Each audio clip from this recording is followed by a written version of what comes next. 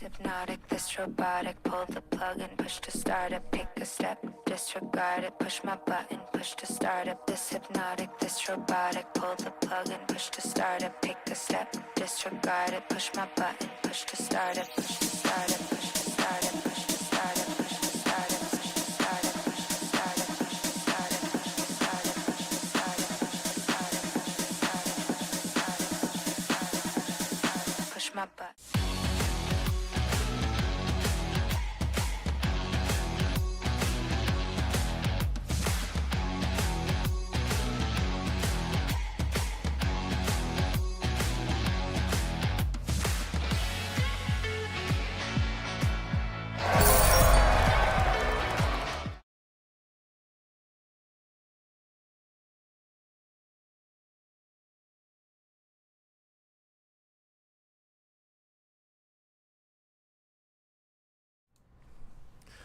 Welcome to the Polygon Showcase, the #1 metaverse event on the Polygon blockchain. I'm your host, Creative Owls, and I'm excited for day 2 of the Polygon Showcase. This event is for digital artists, Web3 brands, and our ecosystems to get highlighted, to get showcased and get presented across the entire world. This is very special because it's not our first one, it's not our second one, it's our 7th showcase. Yesterday was day 1, and today is day 2. We have an entire lineup to present for you guys today to check out. So if you guys are watching from X, welcome. If you're watching from YouTube, hello. If you're watching from Facebook, hello. Or if you're inside the metaverse, welcome. I hope you guys are enjoying today's live stream. I'm very excited for today's session. You know, the metaverse itself is a place for creators and for people from all over the world to come together. And this is what we've been doing in this showcase since 2021. And we've had over 100, 200 artists come up. We've had multiple thousands of views into our showcase. And this is just the next iteration of how we're going to be able to communicate and explore the Web3 environment. As we go through today's panel sessions and listen to the speakers, there's 3 main things that I want everybody to focus on and kind of what our 3 pillars are. One is to learn, network, and then create. So make sure that you take some time to listen to what people are creating, understand what they're going to be building, take some time to network and connect with people and outreach people. If you see something that you like, if there's a project that inspires you, reach out to them and then learn from them, build on. I think for our ecosystem, for us to grow, we must keep creating and keep building and keep encouraging each other. I'm your host, Creative Owls, and I also have some other hosts that I'm going to introduce for you guys here today. And one of the most important things that I want everybody that's listening is to have an open mind. It takes a lot of guts to come up here and to share your art, your project, what you're working on. So be respectful of everyone. And for everybody that's watching at home, I hope you guys are going to enjoy the show. If you're in the metaverse, make sure you guys are using hashtag Polygon Showcase to highlight, take photos, take screenshots. And if you're watching from home or on YouTube, definitely check out the hashtag Polygon Showcase to get an idea of what we're building inside here. I'm going to go ahead and dive us into the metaverse, and I'll kick off so you guys can see inside of what we're building in there right now.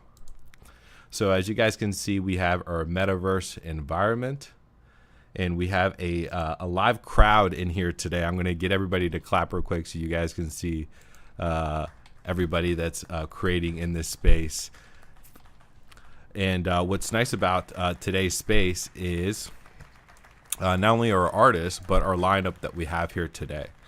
And for us to be successful, there's a couple of things that I want you guys to think about today. We have a full agenda. So we're going to start off today on the main stage. We're going to be kicking off our Creative Talk. And if you've heard of TED Talk, Creative Talk is where we allow brands to come up here and highlight what they've been working on, what they've been producing over the last year, or what they're working on into 2024. It's a great opportunity to dive in, as we are going to be hearing from Web3 games. We're going to be hearing from sides of Polygon that's going to be speaking. We're going to hear from some metaverse content creators that are leading the way. We're going to be hearing from some women in tech gurus that are also leading the way from some Web3 games. So it's a very exciting panel session. And then we have our artist interviews where we're going to be interviewing artists and listening to what their thought process is and what they're working on into 2024. And then at the very end, you guys have me today. I'll be talking about how to grow your brand. I'll be doing my quick presentation, my demo, to give you guys a quick look of what I've been doing to grow my brand. And I wanted to share some insights for you guys here today. Now, as I mentioned, if you are inside the metaverse environment, we have a PO app for you to collect. It's a free PO app on the Polygon blockchain. So make sure that you guys do check that out. And let me just zoom in one more time on this. We do have some merch, so if you haven't already, check that out. And some things to do. So if you're inside the metaverse environment, go ahead and give this room a like. Take as many photos as you can, please, and share it with your socials. Use hashtags Polygon Showcase. We have some quests for you to complete. I have a lost key, and I need you guys to find it. Come in here, collect some badges, collect some tokens, unlock some digital assets. And I want a big shout out to Smurfs and also Elizabeth for helping me with creating some digital assets like my avatar that you guys see here today, and also some of the hoverboards and the assets that you guys can collect. If you haven't done so already, go ahead and invite some friends. Bring them over here and see what we're building here today. So today is day 2. So let me actually go over to our host. So I will be your first host here today. So I want to say hello. If there are any times that you have any questions, feel free to reach out to me. I also want to bring up on the stage my second host, which is Vanessa Camara. Vanessa, if you want to come up here and say hello.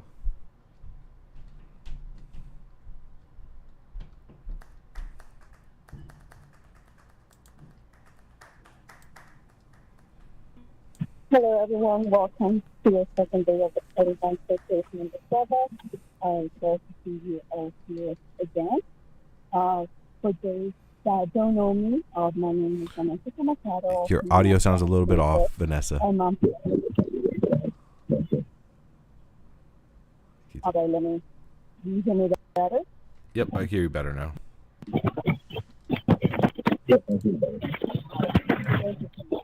All right. My name is Vanessa Camara, also known as Dance International Picture.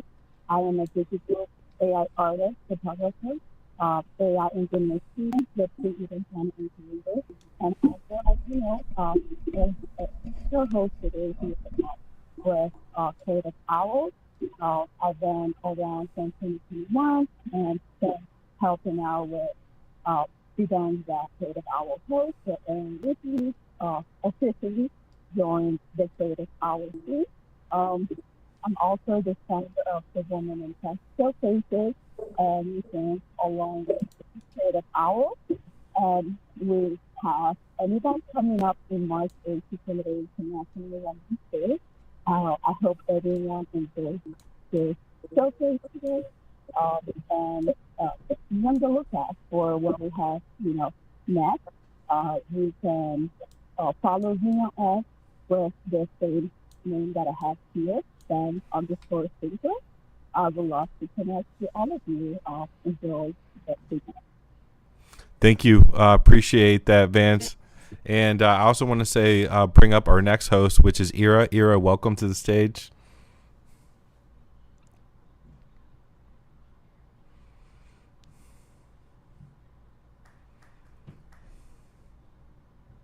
Hello, friends. I'm Ira. My brand name is Ira X Lab. I have over 2 decades of experience in the fashion, modeling, and art industries. In recent years, I turned my focus into building in the metaverse. We specialize in creating immersive 3D environments and special animations. And our goal is to inspire and entertain our audience. I personally try to help my metaverse users and friends to find balance, joy, and fulfillment in this digital world. Thank you so much for your support. Thank you, Owls, for this amazing event. Thank you. And I also want to bring up Dave Swinsbank as well, too, as one of our hosts. So, Dave, you want to come up here and say hello as well?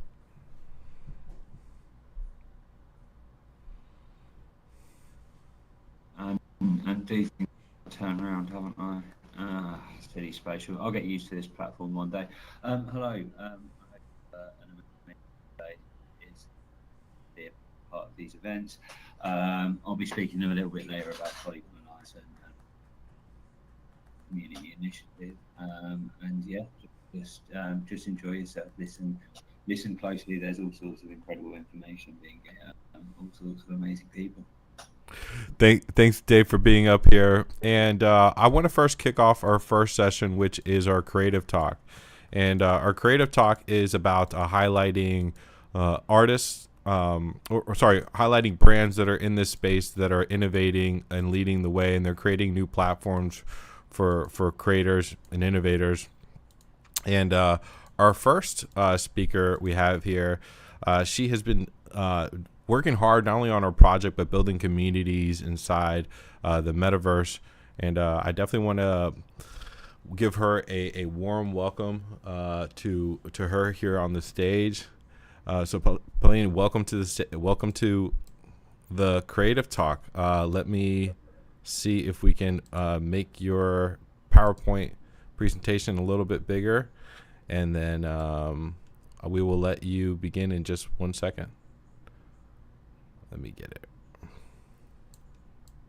Wonderful. While you guys are setting that up, hello everyone, and it's so nice to see such a big turnout here, because I am very aware how hard it is to get people to actually move into the metaverse, even though it's such a fun place and we can do so many good things here. So thank you for the wonderful introduction, Creative Owls, and thank you team and everyone who set up this amazing event. Honestly, such a good lineup, and yeah, very, very honored to have been selected to speak here. So please type in the comments if you don't hear me well, because Vanessa had a little problem before. I'm sure she was saying something about the Women in Tech Museum, which is very, very near and close to my heart. And I always love, thank you, James. I see your comments. Yeah, I always love working with Vanessa, and we always try to get, to each other's events. So if you allow me, I will start on my presentation. So I am Paladin, and this is of course the name, my Web3 name, but I also have a real name, and that's Marika. And I'm a photographer by trade, but before I became a photographer, I have been doing startups for big businesses like Levi's, Seven for All Mankind, some company that has made an invention for dentists. So many different sort of startups. And before I did that, I was a producer for TV commercials and videos, and so I have a very long career. But in the end, I said, hey, I love being, organizing all these things and doing these startups and doing all these big productions, but I want to be more creative. So I became a photographer, and of course, I was always already working with creative people. So in the end, I said, I'm going to become a photographer, and I gave myself 2 years to do it. And yeah, I made that a success back in the Netherlands, where I'm from.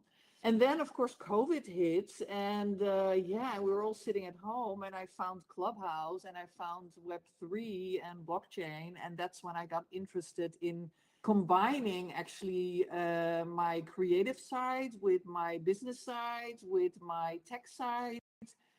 So I was really very interested in the whole blockchain technology. And then that was March of 2021. And then in October of 2021, the chief scientist of the European Space Agency came to me. And Ira, if you could switch switch to the next slide.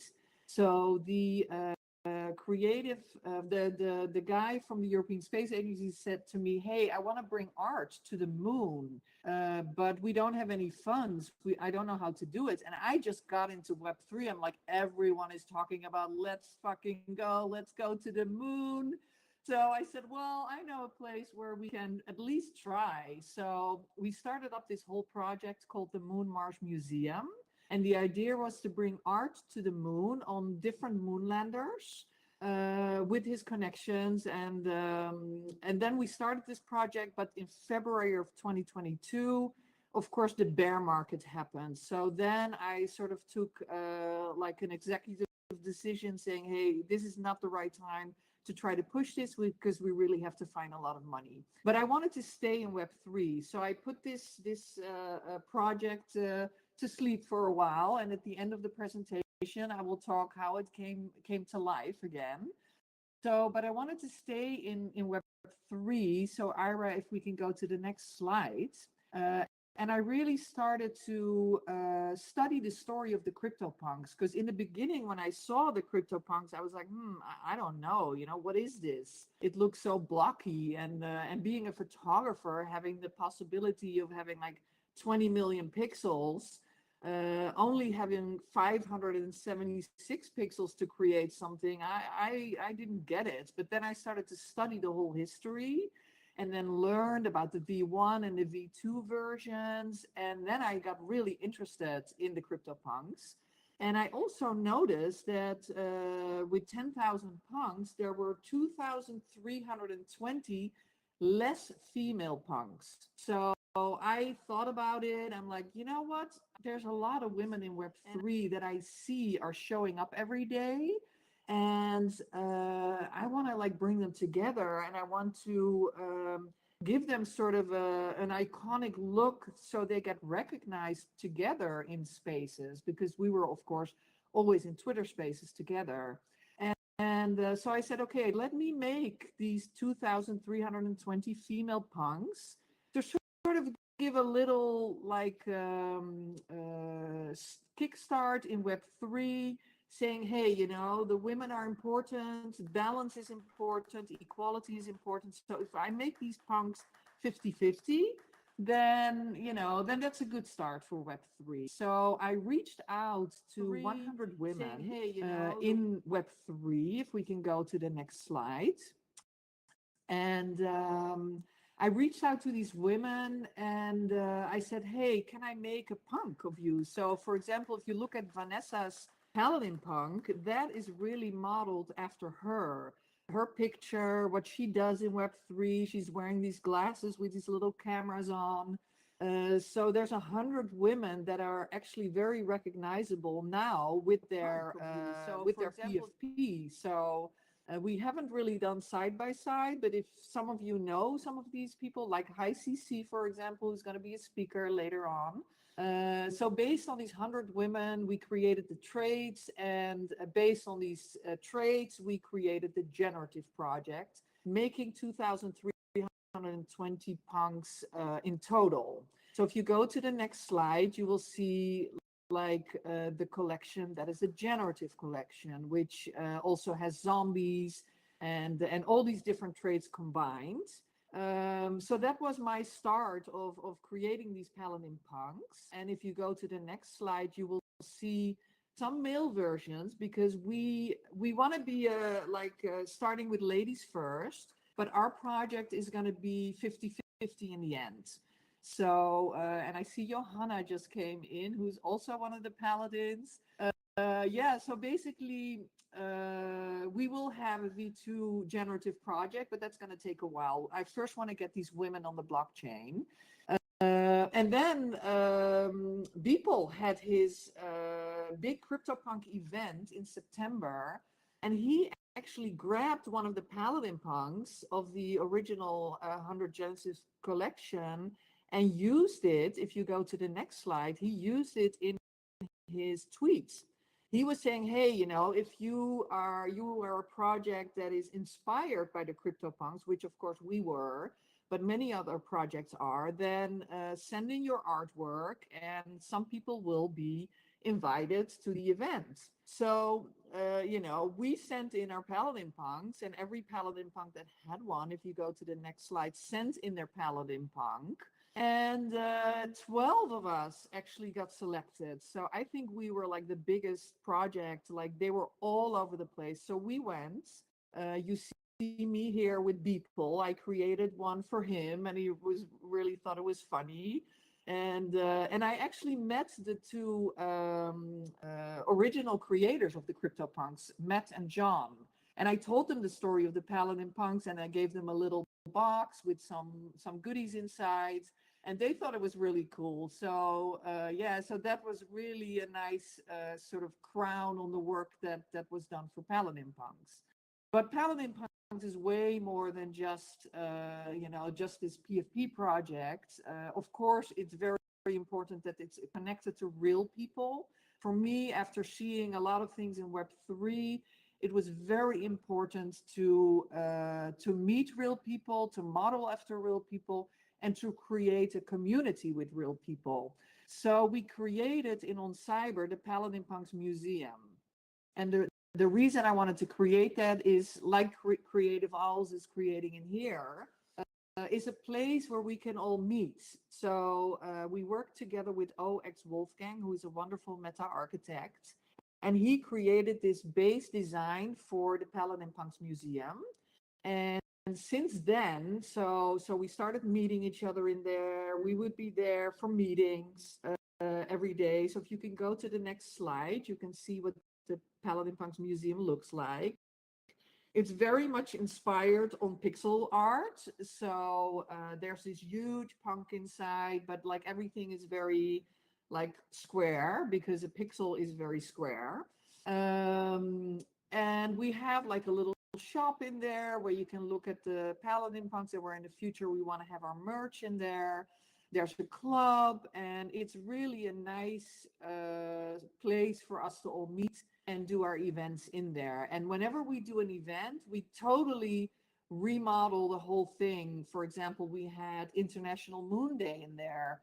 We had a bindi, which was a charity for rhinos. So we had all rhinos all over the place. So it was really, we really do many different events, and once or twice a month, there's a big one where we invite everyone. And of course, you are all invited. It's always open. You don't have to own a Paladin Punk to be in there. And then if you go to the next slide, you can see our little avatars. And that is actually a cool thing that we created, because they are the first avatars that if you go into On Cyber and you create your profile and you have one of our avatars and you walk inside, on the back of your hoodie, your profile picture will show up. So you actually are walking around, like we wanted to have an avatar that is not either male or female. You don't see how old the person is. We wanted to have a very unknown avatar. And then on the back of your avatar, this is where you have your PFP. And the reason we wanted to do that is because we want to work with many different communities that can wear their own PFP. So if you go to the next slide, you will see some of the events we have done. Events like the Super Community, Linked by Art exhibition. We have a very nice AI art event. We did International Yoga Day. We had a beautiful Global Digital Pride where we actually brought in real life into the metaverse. So we had a screen with people that were on the streets of Belgium during Pride. And they were like showing us the streets and the people with the flags, and we had a speaker at the location. We also are doing classes for security purposes. So a lot of things for our community. And that brings me to International Moon Day, which is the next slide, which we have done also in one of our events. And here you see Bernard Foyne again, who like 2 years ago, we started. So through doing all these events, I asked Johanna, who is here today. She is the founder of the Vortex AI art community. And she came to me a couple of months ago saying, hey, I have this possibility of going to the moon. And she had heard about Moon Mars. And she said to me, do you want to do this together? Let's do this as a joint venture. I said, yes, for sure. I want to do this. So so long story short, we are bringing art to the moon together now. And she made this open call for artists. I really would love her to be here, but I know, we have very very limited time. So if you can move to the next slide, you will see moonmars.com. Check out the website. And if you go to the next slide, there's one thing I want to say about Moon Mars, because I know time is of essence here. So you see on this slide where actually the first artwork that is on the moon since 1971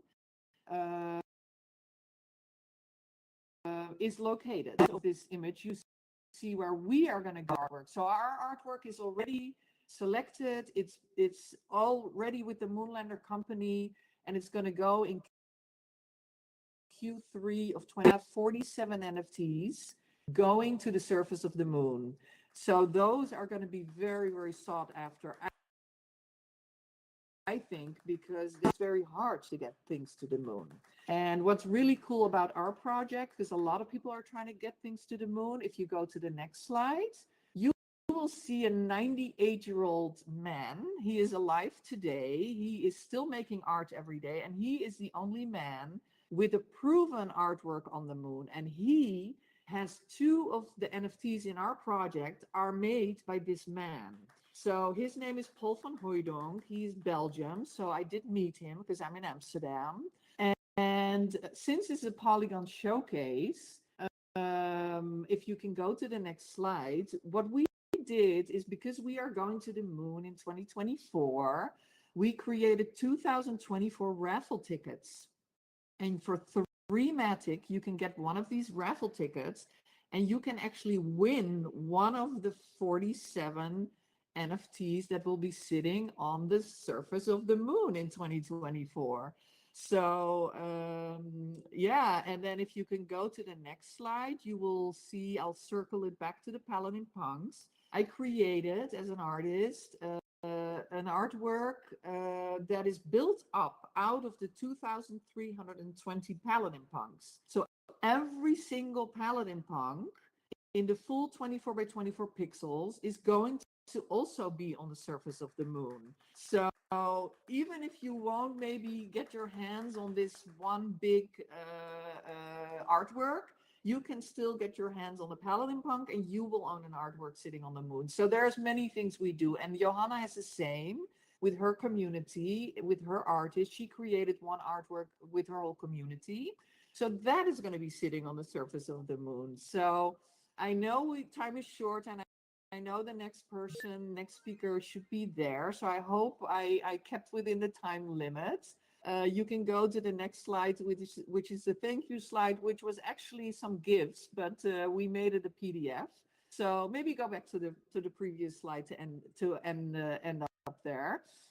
So yeah, I want to thank you so much for your time and your attention, and I hope you will follow Moon Mars, you will follow Paladin Punks, and you will follow Web Vortex, and yeah, get into the community and start creating with us every day and doing events with us 2-3 times a month. So yeah, thank you so much, and I will hand it back over to Creative Owls.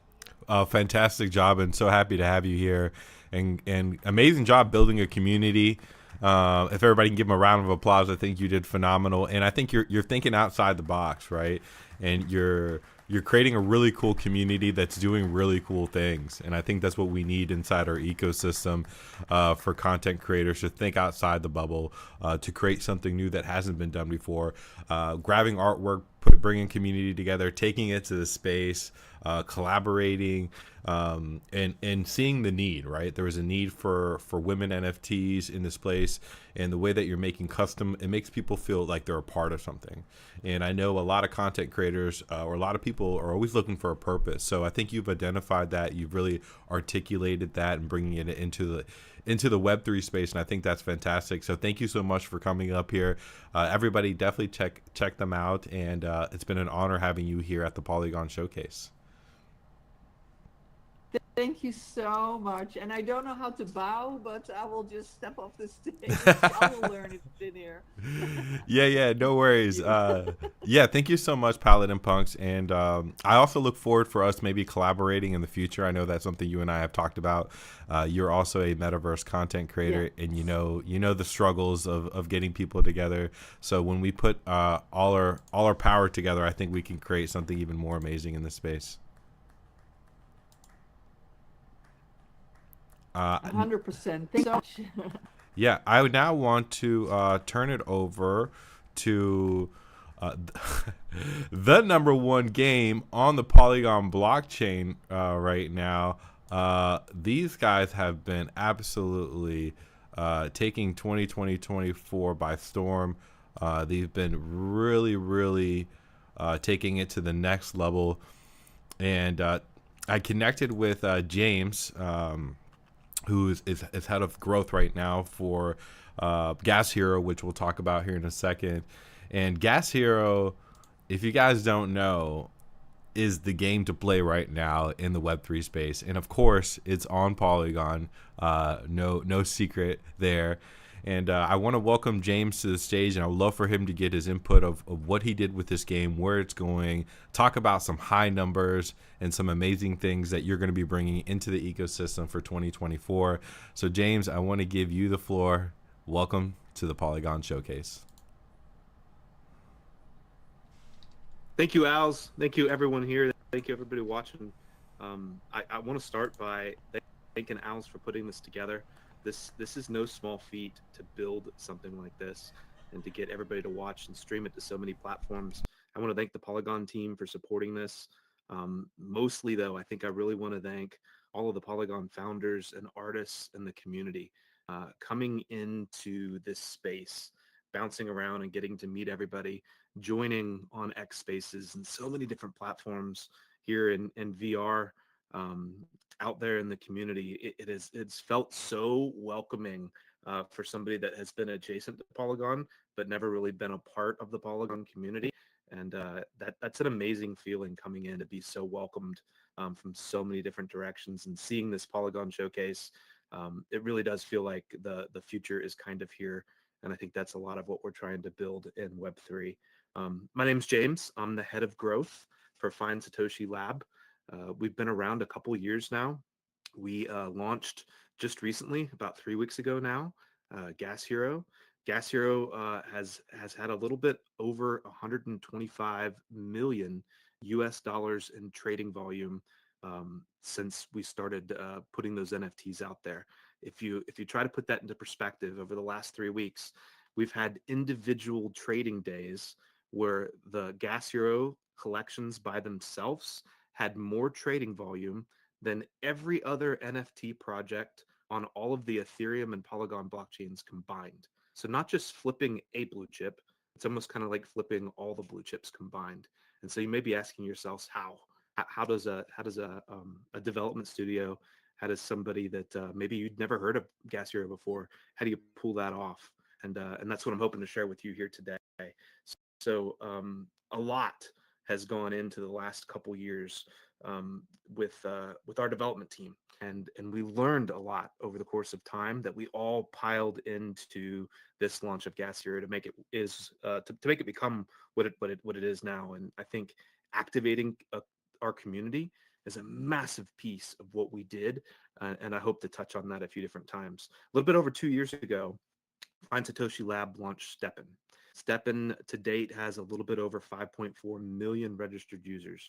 We started on Solana, over time expanded out to BNB and Ethereum blockchains, multiple blockchains. And Jan and Jerry, our co-founders, built something with Steppen that I think was very different, very revolutionary on a couple different angles. The first one was they wanted an app that would allow you to go outside starting at just 10 minutes a day to walk, jog, or run and be able to earn cryptocurrency and NFTs. And on its face, isn't enough to make an app successful. We had many clones that tried to copy exactly what we were doing, and most of them didn't last more than a couple weeks. And Steppen is still thriving today. Tons of users using it every day, and we're actually having a massive explosion and new users coming in, grabbing our activation codes and playing it. I think a lot due to Gas Hero's success. What Jan and Jerry did so unique and different with Steppen was tied into everything that's built into the app. So you can go to your favorite app store, iOS or Android. You can see millions of downloads for Steppen. And what makes Steppen unique is that when you download and install this for the first time, it actually creates a wallet for you. And what we found with Steppen is that the vast majority of the users still to this day that play the game are Web3 naive. They've never had a wallet. They don't understand what fiat currency is. They've never had to exchange with anything. And so we simplified that onboarding mechanism for them by letting them go to their app store, download the game, and we make them a wallet that's right in the game. Also built into the game is a DEX. It's a marketplace. There's a fiat on-ramp. So with the bank account or credit card tied to their Apple Pay account, they can buy their first NFT. They can buy a sneaker in the game. They can go outside starting at just 10 minutes a day, walking and actually start earning cryptocurrency. With the built-in DEX, exchange from one cryptocurrency to another. With the marketplace, list NFTs for sale and buy other NFTs and trade.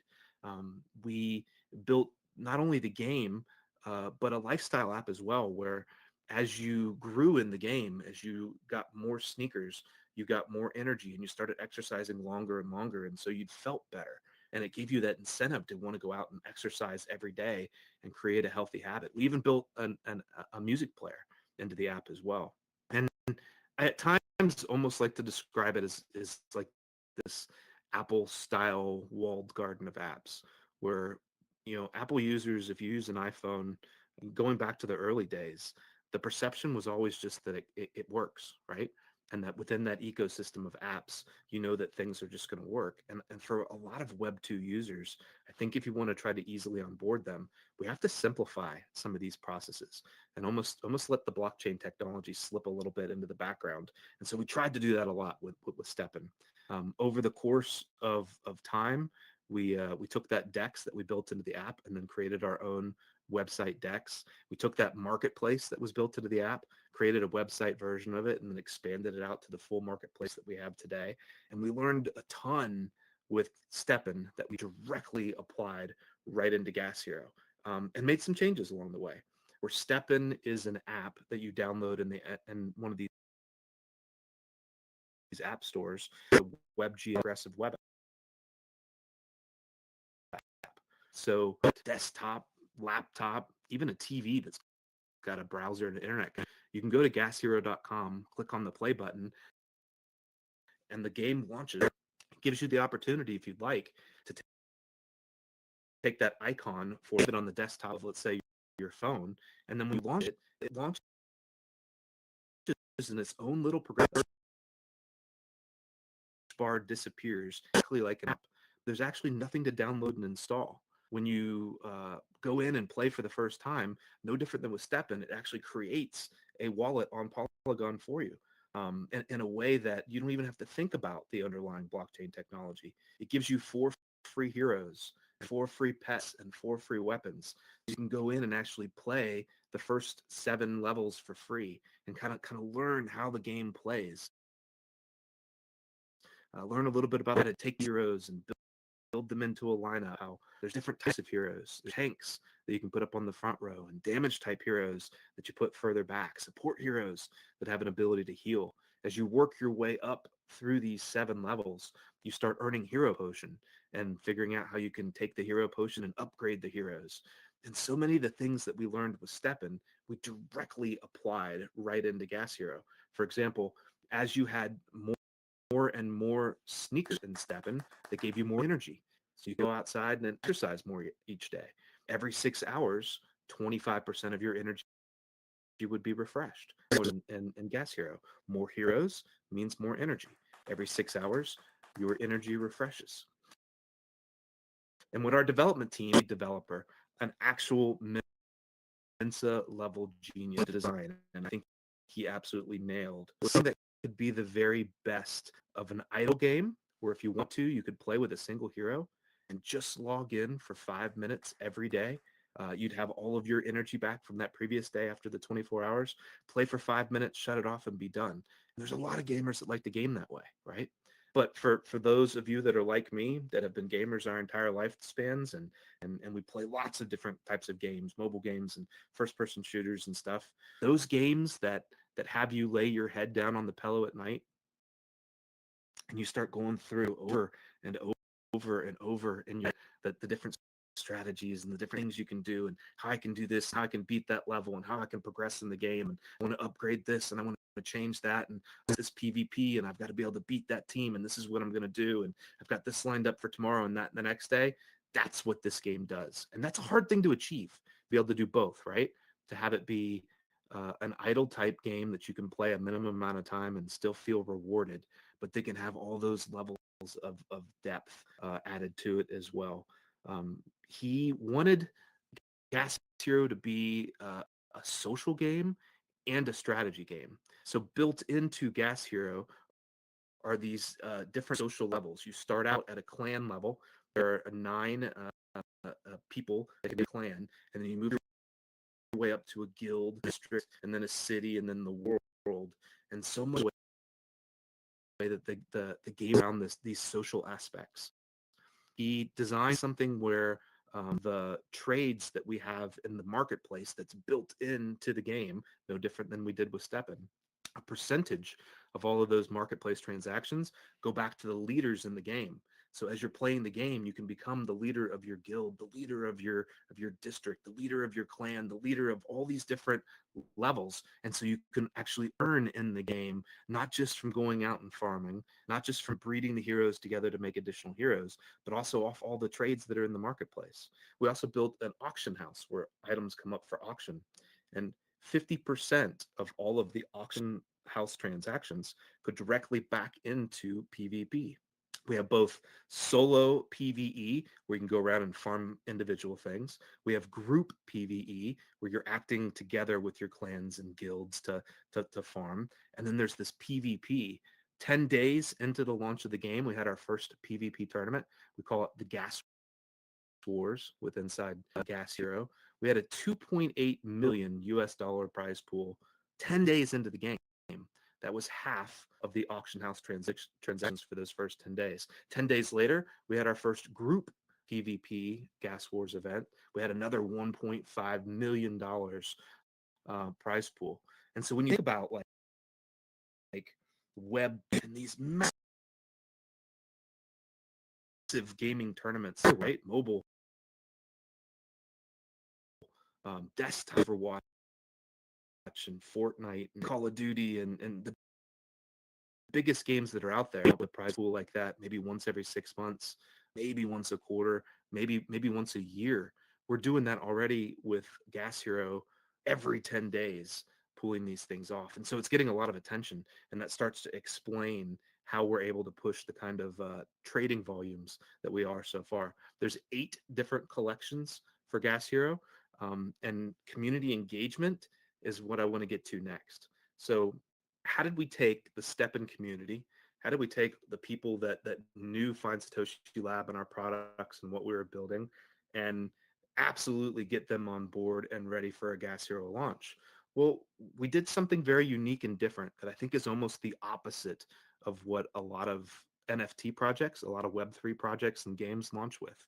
Instead of creating a 20,000 NFT collection and going to a launch pad and selling each NFT for $500 each, we instead decided to give everything away for free to our community. We took our existing core community, the active players that were using Steppen each and every day, and we gave them, based on their activity in the game, Gas Hero badges. This is on Solana at the time, right? Not even on the same blockchain that Gas Hero launches on. Those Gas Hero badges end up giving each one of those holders, only 1,000 of them total, a free coupon every week for a couple different months. And then we have these coupons that are for heroes in the game and pets in the game and weapons in the game, for experience that's in the game. We start creating all these social media engagement farm activities across all of our socials, inside the game, inside our Discord servers, even finding Satoshi based on Find Satoshi Labs. on our Zeely quest board, right? Finding Satoshi's Zeely quest board. So all these coupons start going out to these members of our community. Then we reach out to the greater Polygon team and the Polygon community, and we try to seed these as many places as we can, all free to our community members to be able to play. We create a community test where literally thousands of people prior to launch can come in and test the game, can give us feedback, can see how it works. And then when we launched in the beginning of January, thousands of people piled in immediately, bringing in all these free coupons. Again, no NFTs being sold, and start playing the game. And the way the game is designed is that then you're taking these heroes and you're breeding them together to make more heroes so that the game can scale up larger and larger. You're actually earning things in the game, the hero potion, where you can upgrade the heroes, and you can breed the heroes together, where you can create new pets and create new weapons and do all the different things to design your lineups. There's different rarity of heroes where you're starting with commons and moving your lineup to uncommon and to rare. So many pieces and parts that go to making that game so fascinating that when I lay my head down on the pillow at night, I'm constantly thinking about like those strategies and how do I win a leadership position, and how do I tap in that community and recruit more people to come in and join me on my teams? How do I build a better lineup? How do I figure out what weapons and what pets and what heroes I want to use next in order to hit that next level? A lot of fun, a lot of thought has to go into to how you pull that off. The overall tokenomics, I think, are tough for games like this to balance, right?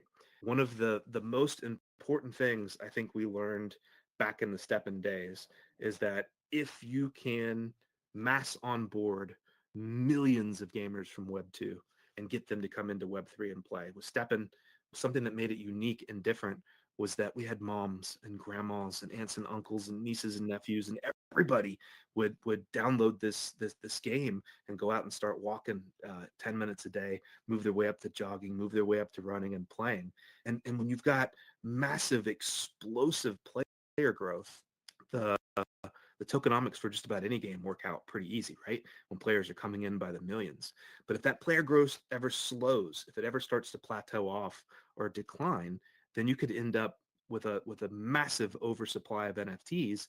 And with a lot of these NFT projects, a lot of these games, what we see is this almost hype cycle and this attention economy. If you end up with an oversupply of NFTs, then the token price, the NFT price could go to zero. And so one of the things that we've done with Steppen, and one of the things that we really wanted to put into Gas Hero to make it uniquely different is ways to solve that, ways to balance it. One of the things that Johnny came up with, again, our lead developer for Gas Hero, is what happens if these heroes themselves have a lifespan. So if you actually take the heroes and add them to the lineup and you start to learn the lore of how Gas Hero works. There's been this mass extinction event on planet Earth. AI has taken over and wiped out humanity. Everything's been pushed below ground. You've got these gas heroes that are fighting their way back up to get up to the surface. You use a base construction vehicle to try to repopulate a handful of cities that are able to be rebuilt. And when you take a hero and you add it to your lineup, it's actually out there being exposed to this radiation. And so we took the different rarities of heroes themselves, and once equipped to the lineup and actually out there fighting, a common hero only lives for 20 days, an uncommon hero for 30 days, a rare hero for 40 days. And so when the heroes themselves have a lifespan, then that can help prevent the oversupply because they're actually wearing themselves out over time. On top of that, Johnny built something very unique and different with a seasonal model that I think is really impressive. The social piece of Gas Hero is so important to how everything works. The feedback that comes from these different leadership levels, the money that those players can earn from the marketplace, from the auction house, from the solo activities, from the group activities, the highest level of that, your world elders, they actually have an ability to press a reset button. And so what happens is that if at some point during the course of months of a season, we're in season 1 right now, our first season of the game, it ends up being where the game feels stale. The meta is not quite what it is. The player base isn't growing anymore, and the NFTs are starting to fall in value. world elders can actually push unanimous red button. It resets the entire season. It's a 30-day timer. There's going to be this gas arc, kind of like no 7 days into the 30-day tickets. 30 days in, the game relaunches again brand new. We can tweak on the meta, some things, the word from all those gas arcs that come. And so there's this balance in their mind. And when you combine together both the NFTs having a lifespan and the game at the beginning of every season, you see how really working now with us to figure out how to weave this stuff together to make the game potentially last for years and years to come, which should be the goal, right? I think so many projects in Web3, one of the things they serve is how to make your game fun at a level that players will come and play it. That's a hard bar to achieve. And I think Johnny's nailed it with this. Regardless of if you're an idle gamer, like to have that game that you can download on your phone, not even download, right?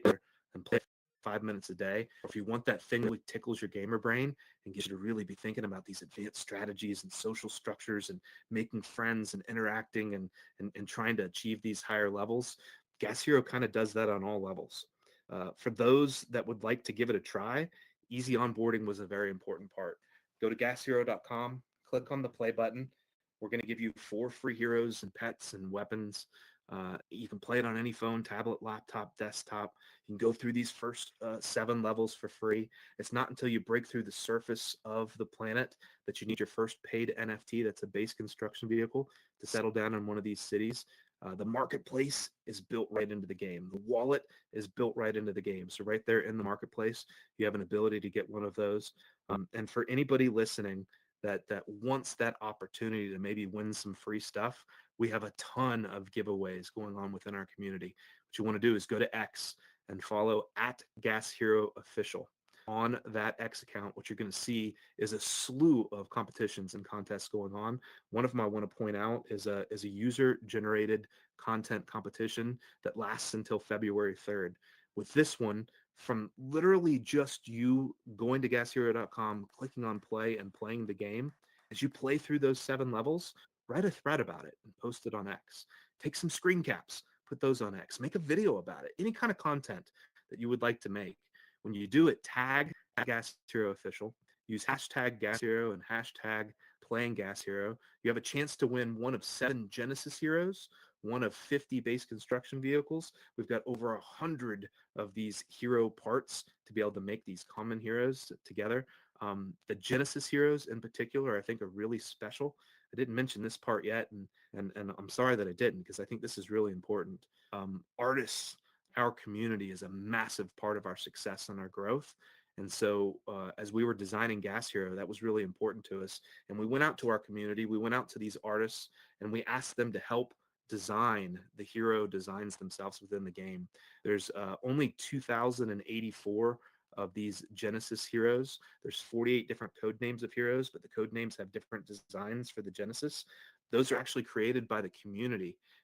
Those community members, those artists that were chosen to have their designs be on one of these Genesis heroes, actually earned a whole bunch of GMT, but more importantly, they get 2% of the transaction every single time their Genesis designs are traded in the marketplace forever, for the entire history of the game. And I think that's really, really cool. Genesis heroes stand out because they have an infinite lifespan in the game. Instead of having the common heroes at 20 days and the different rarities on up, these Genesis heroes forever. So they go from season to season to season, and each season they actually have their rarity reset in a really special way. That I think is really cool. I appreciate you guys all listening to me today. Good job, James. James. I talked way too much. Go to gashero.com. Check stuff. Yeah, thank you, Alice. I appreciate it. Yeah, great game and outstanding outcomes. I think what you're doing, you're passionate about it, and when you're passionate about creating games, and you understand how people want to play, and you're scratching that itch for people that want to create, develop, and you're putting it all together. So great job creating a game that people really want to play. And like you said, the UX UI, making it easy for people to come in and putting the blockchain on the back end without them recognizing is really what we've seen is a winning formula in the space. And big kudos to you, James. I know you've been working hard. As everybody here that's watching can tell you, Web3 never sleeps. And you are always up. You're always working. So kudos for everything that you have done for the ecosystem, building out this game. And I'm very proud that you've done this on the Polygon blockchain by lifting up the chain. The transactions are crazy. Like I said, top performing game in the world right now, and it's an honor to have you here at the Polygon Showcase speaking and giving people the insights, and especially for the content creators that are creating games, that are trying to build immersive experiences or try to create games that keep people attached. That you guys have done a great job with your model, your business plan. So big kudos to you and your team, and also Johnny for facilitating that across all users from all over the world and creating a diverse game. So thank you for that. Absolutely. Thanks, everybody.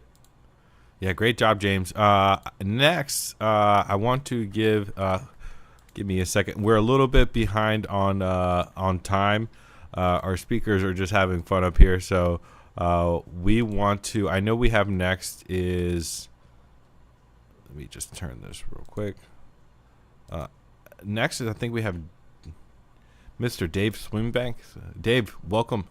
You want to hop on stage? And I think afterwards, I think we also have Hi Cece. So I'm really excited for these next two speakers that are going to be coming up on here on the stage. Dave, can you hear me? No, I've got. I'm just clicking up. You know how this works. Yep. Spatial assistant. Yeah. And feel free to speak a little bit louder into the mic so we can hear you a little bit clearer. I think you might be a little bit away from your mic. I hope that's a little bit better. That's it looks a little bit better on my screen now. Perfect. Well, I want to welcome Mr. Dave Swimbanks to the Polygon Showcase. Dave, if you guys have been in this space, is really a true OG to the Polygon community.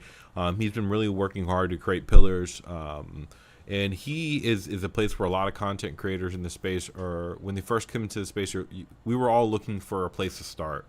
And myself, and I know other artists that we came on a Polygon, we were lost. We really didn't have any structure. We didn't know where to talk. I think there was only really one Twitter space or a space for us to communicate and connect. And Dave Swimbank, Beluga Bay, Jay Steinfield kind of really led the way for a lot of us content creators. And then from there, we all kind of started, building our own channels and our own spaces. And Dave has been a real deep pillar to the Polygon space. We had Matic Man here, which I think is fantastic. Tony. We've also had Big Neil, that's also provided a lot of value. And also Dave Swimbank is one of these people that you need to know when you come into the ecosystem. From his witty spaces that he hosts 3 times a day, to his passionate about helping others, is something that we've seen over and over again. So Dave, I want to welcome you to the Polygon Showcase. Thank you very much. And it's 3 times a week. Let's just clarify that. I've got a job. I can't do 3 times a day. But no, thank you for the wonderful introduction, Creative. I appreciate it. And yeah, I mean, I think that's a good place to start. It's that story, right? There was nothing here for anyone on Polygon. I think I said it yesterday when we were talking about how to build a community. Everything was gated. You wanted a retweet, you wanted someone to host a giveaway, you wanted support. Like, it was, what are you paying me to do? And yes, there's a time and a place for paid marketing, but I'm not sure retweets and giveaways is necessarily that time and place. So Polygon Alliance, that Twitter space is hosted by Beluga and myself, which as creator said, I still host Monday, Wednesday, Friday, 2 till 4 p.m. EST.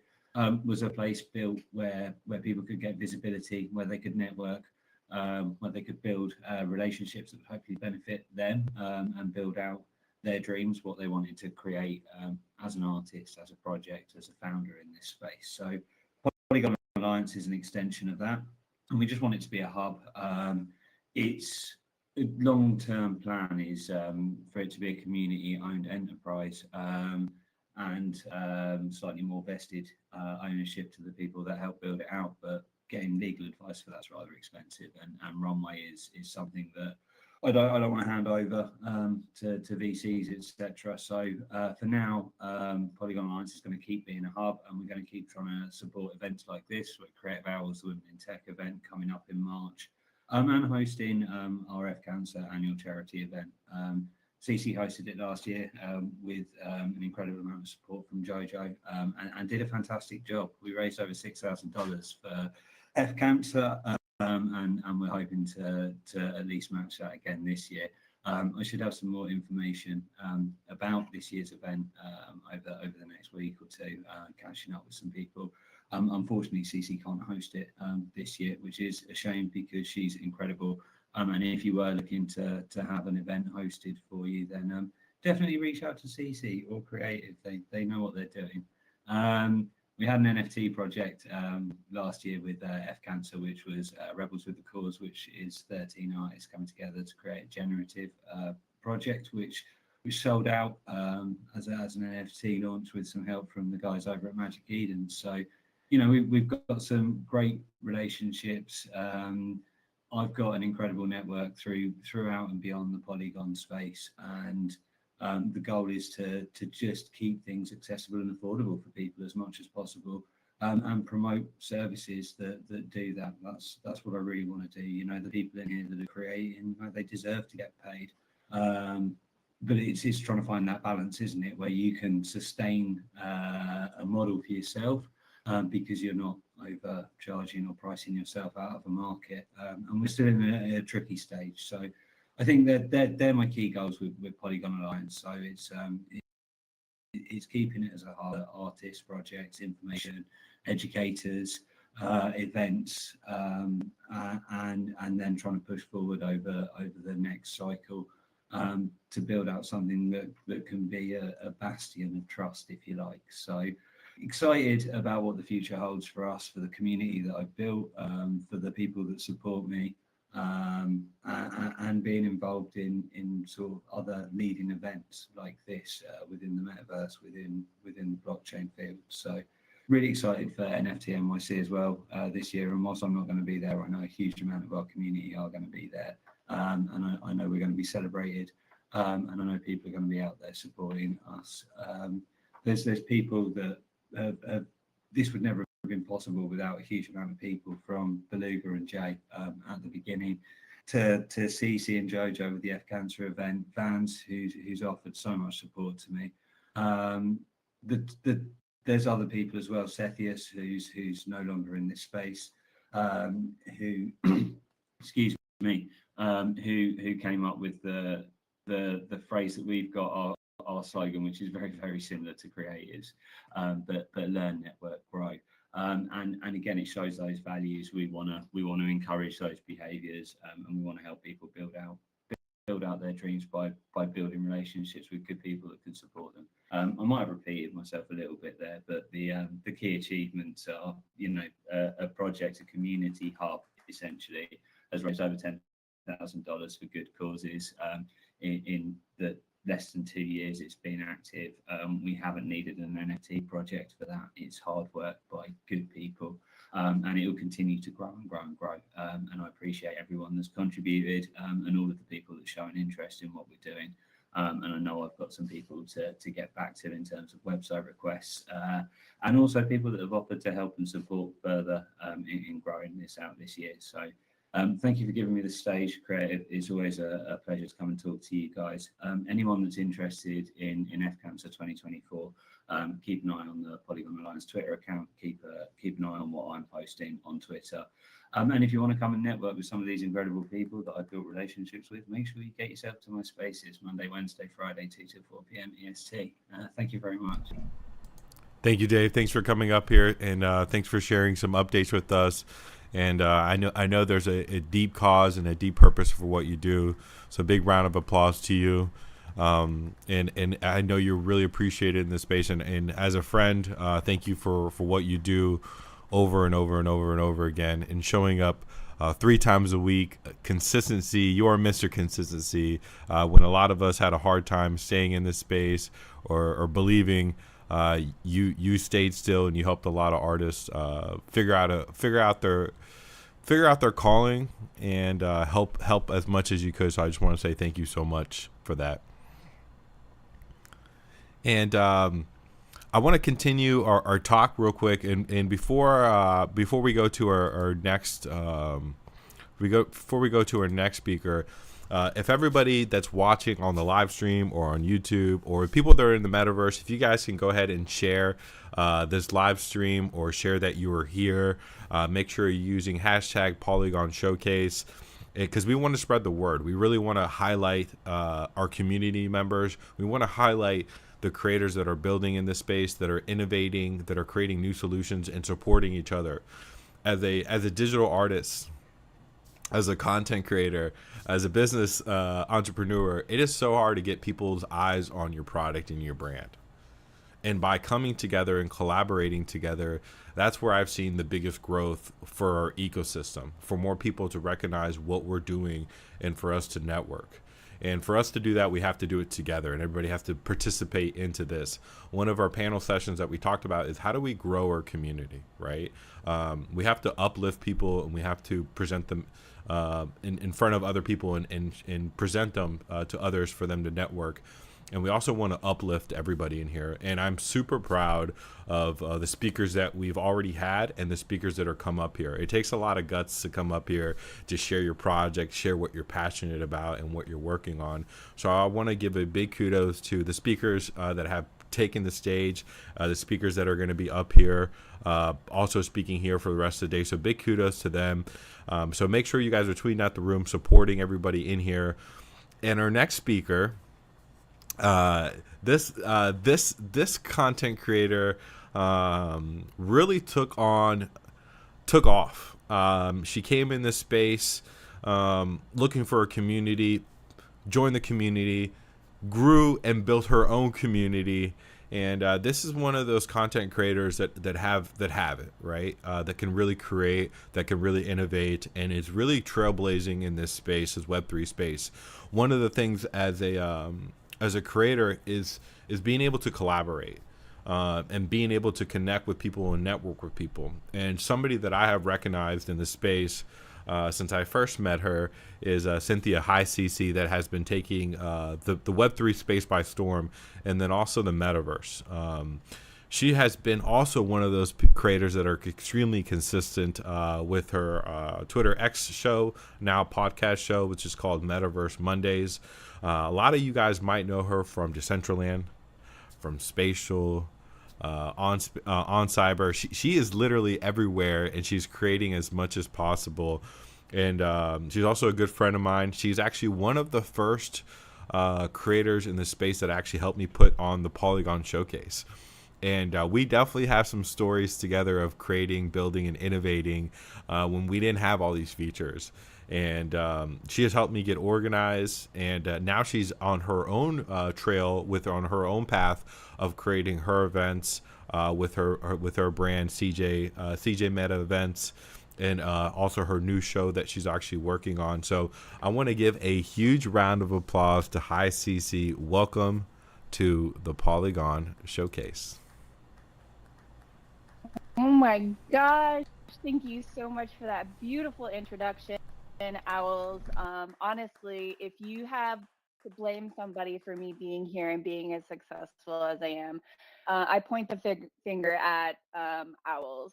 He gifted me my first VR headset as a thank you for helping him, and I have never looked back, and I am so grateful. So love bombing for everyone.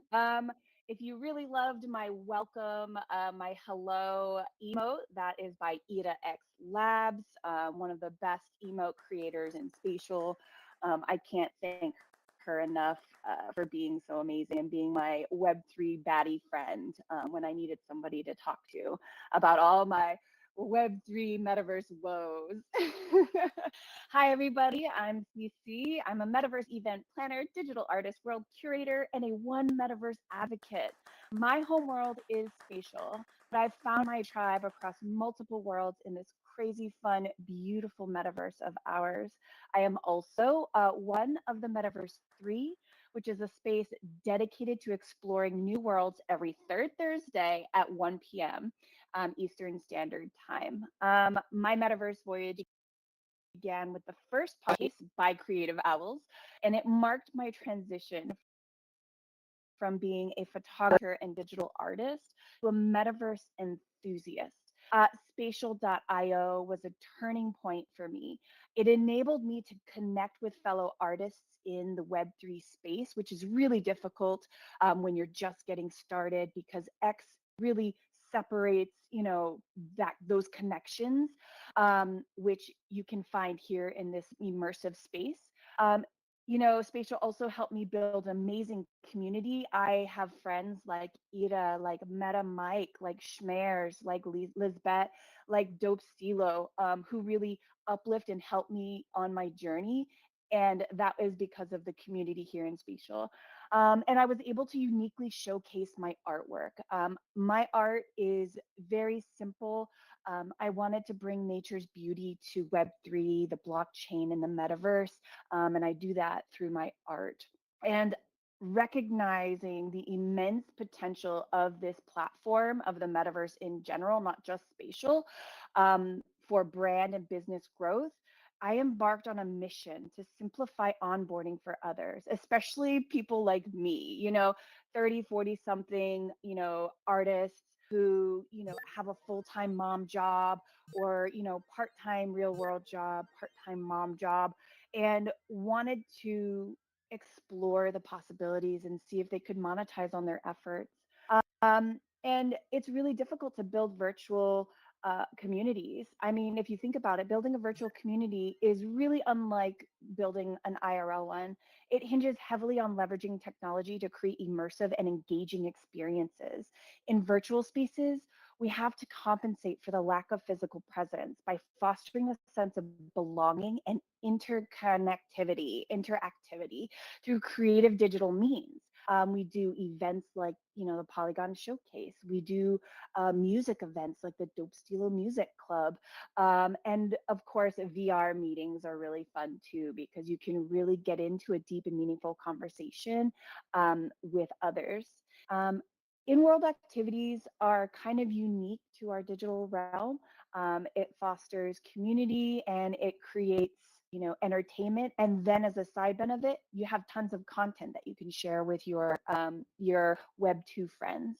I think some key elements for a thriving virtual community, in my experience, there are three things that we can look for in community success. First, consistent and engaging content that resonates with the community, interactive and inclusive events that encourage, participation. So you've noticed Creative Owls has been, prompting you and saying, hey, you know what, like this, take some photos, tweet it out, go grab these assets that we had community members create for you. Hey, we've got this really cool NFT that you can collect. So these are ways that Owls is endearing himself to you, endearing the Polygon Showcase to you, and bringing you into the experience. He is a master at that, and I learned from the best. And of course, we really need to foster a safe and welcoming environment where members feel valued and heard. And if I didn't have Owls and others like him in my life to take what I'm saying and help me implement them or implement them themselves, I don't think, and that's what I prioritize in. So Metaverse Monday is a really, I guess it's sort of my heart project, because I was driven by a desire to assist fellow artists and moms, transitioning into the metaverse. So I launched Metaverse Monday. I launched it in 2022. I had to go look at things and I was like, wow, that was a long time ago. We are now in our second season with a total of 78 episodes over the past 1.5 years. This venture has expanded, my Web3 presence, and I can now add VTuber and podcaster to my skill set, which is crazy to me.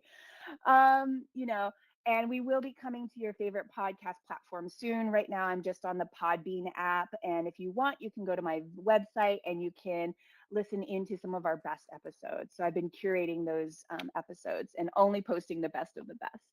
So, as the founder and lead host of Metaverse Monday, we explore the evolving landscape of virtual worlds and communities. Our focus is on how these digital spaces are transforming our social interactions, entertainment, and even our perception of reality. I did also co found the first women led virtual events company in spatial.io. It's called CJ Meta Events. Alongside my business partner Jojo. Our company has not only sponsored artists and projects and showcasing their work, but also made significant charitable impacts through partnerships with entities like Polygon Alliance. We aided in the cause for Ukraine relief, as well as F Cancer, raising substantial funds through the power of virtual engagement, like the power of a pixel to change people's lives who are going through some of the worst moments of their life.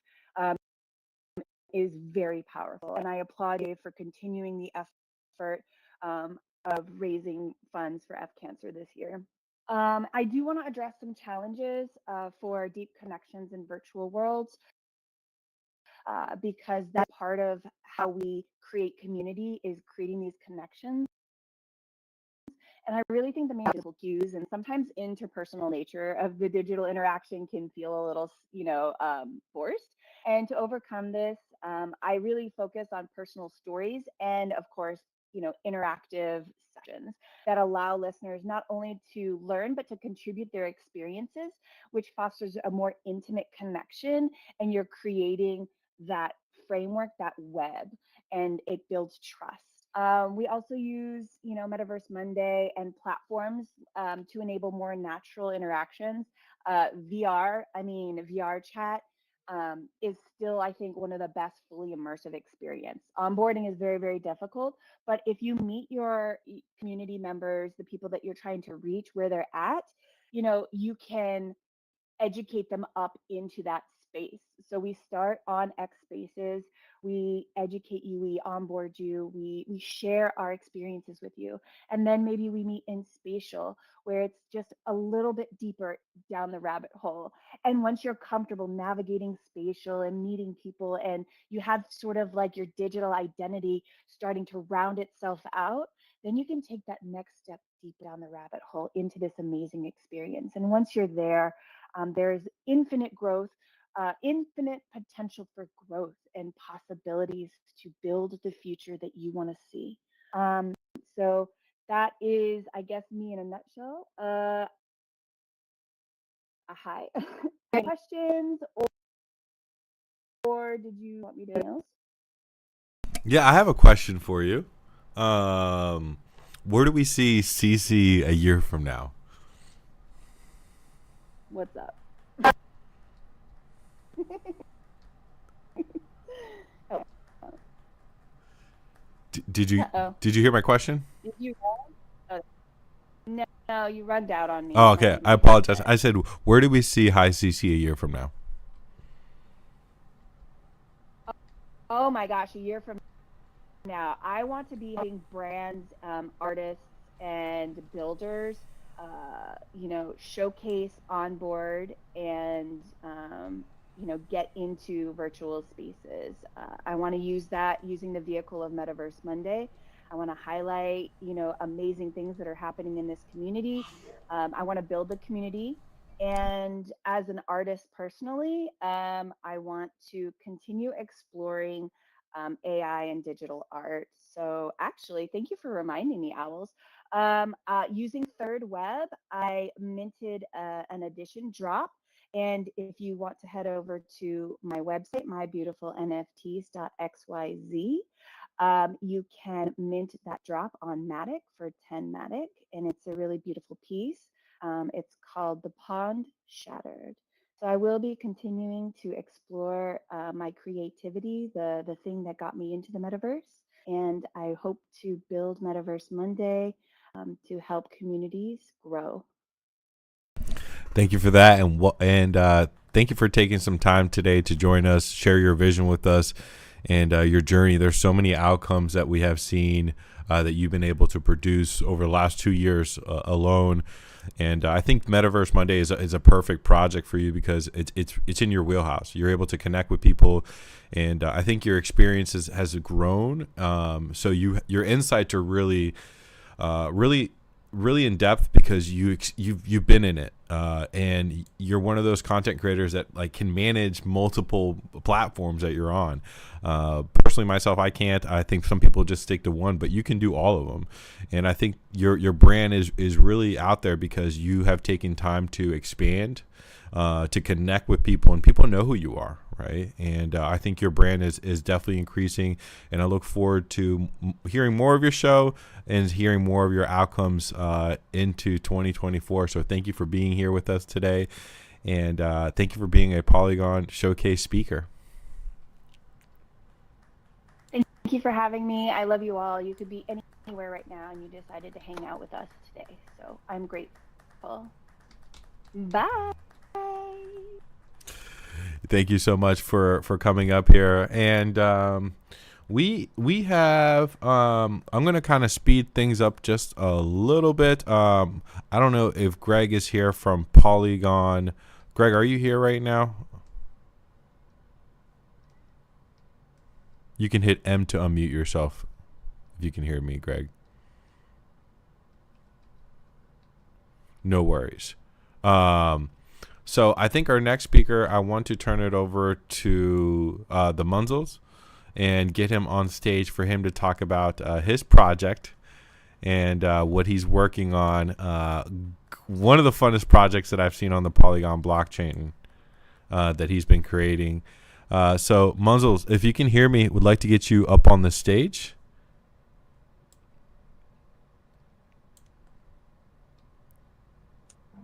Good evening. Can someone hear me? Yep. Can you hear me? Because I can't hear all creative all, but Yes, I can hear you, but I can't hear Owl. okay. I don't know if I can speak, but sorry all, I can't hear you. But yeah, I want to say my name is Bram. I come from the Netherlands. And now I can hear you. Yeah. Welcome to the stage, Munzels. Sorry about that. I thought you couldn't hear me. Go ahead. Sorry about that. I thought you couldn't hear me. Go ahead. Yeah, now I can hear you clear. So.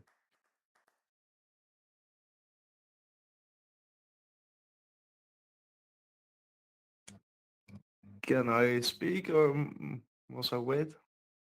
But otherwise. Absolutely. Go ahead.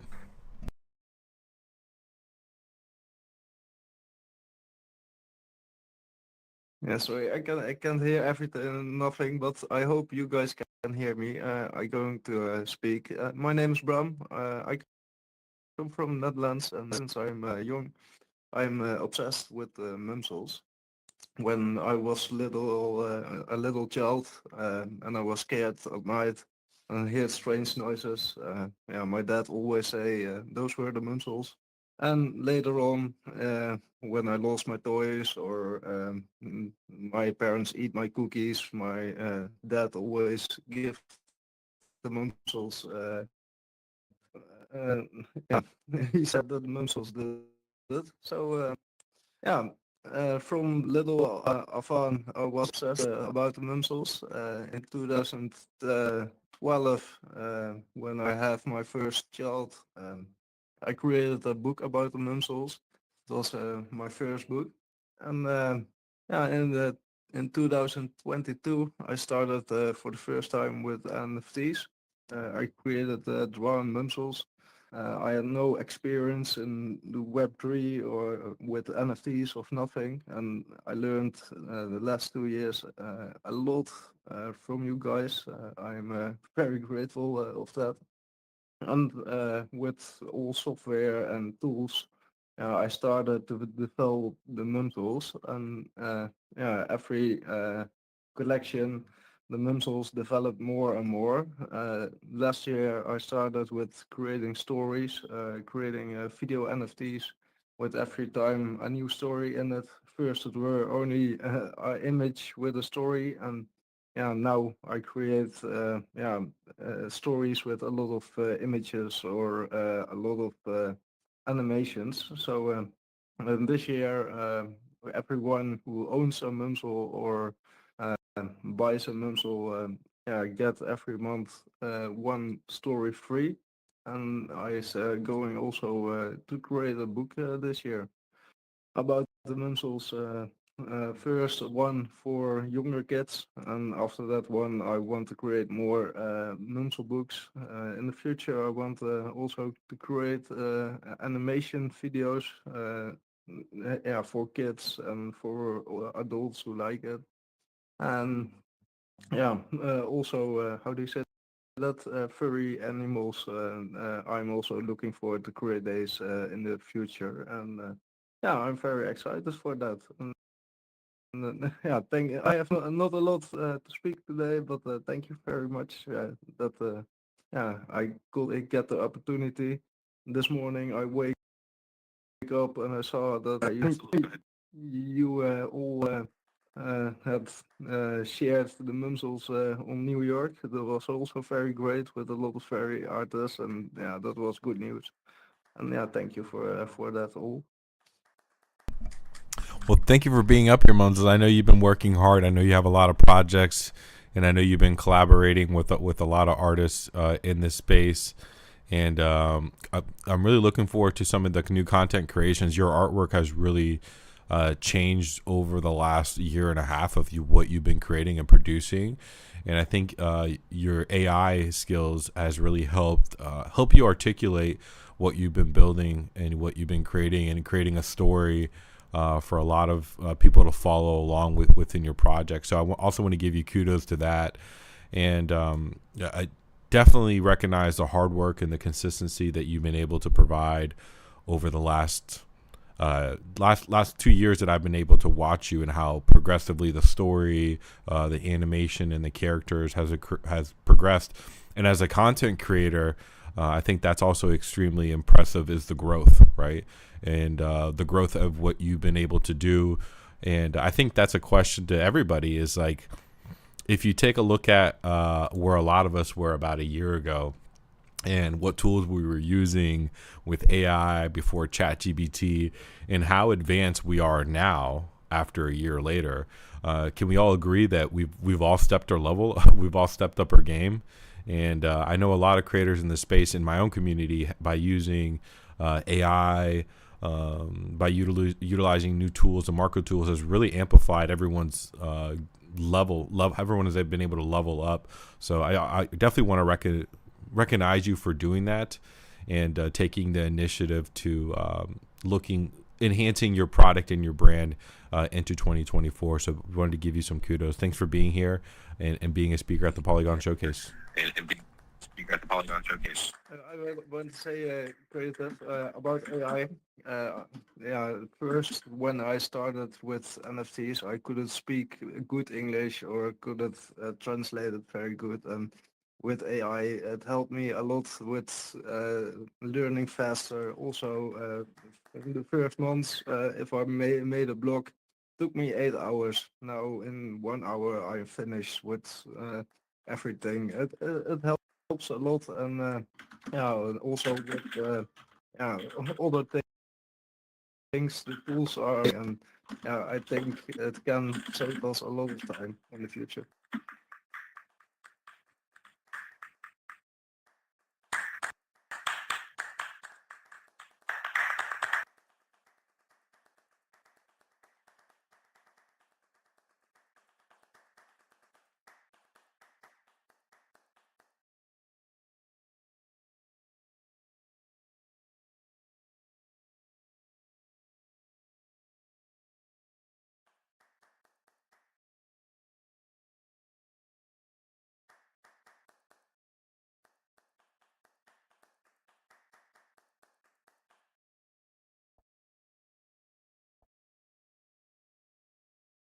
right. Creative.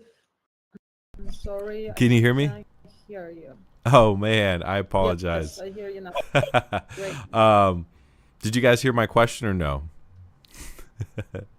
So I didn't hear it. yeah, okay, no worries. My question is I don't AI. hear creative.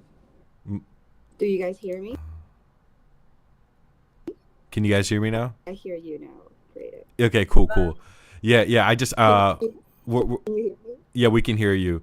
So my question for you, for everybody here that's listening in the chat, I know we talked about AI, is have you guys used AI in the last year or so? Let me know in the comments box if you have used AI in the last year to enhance your product or your NFT project or your Web3 experience.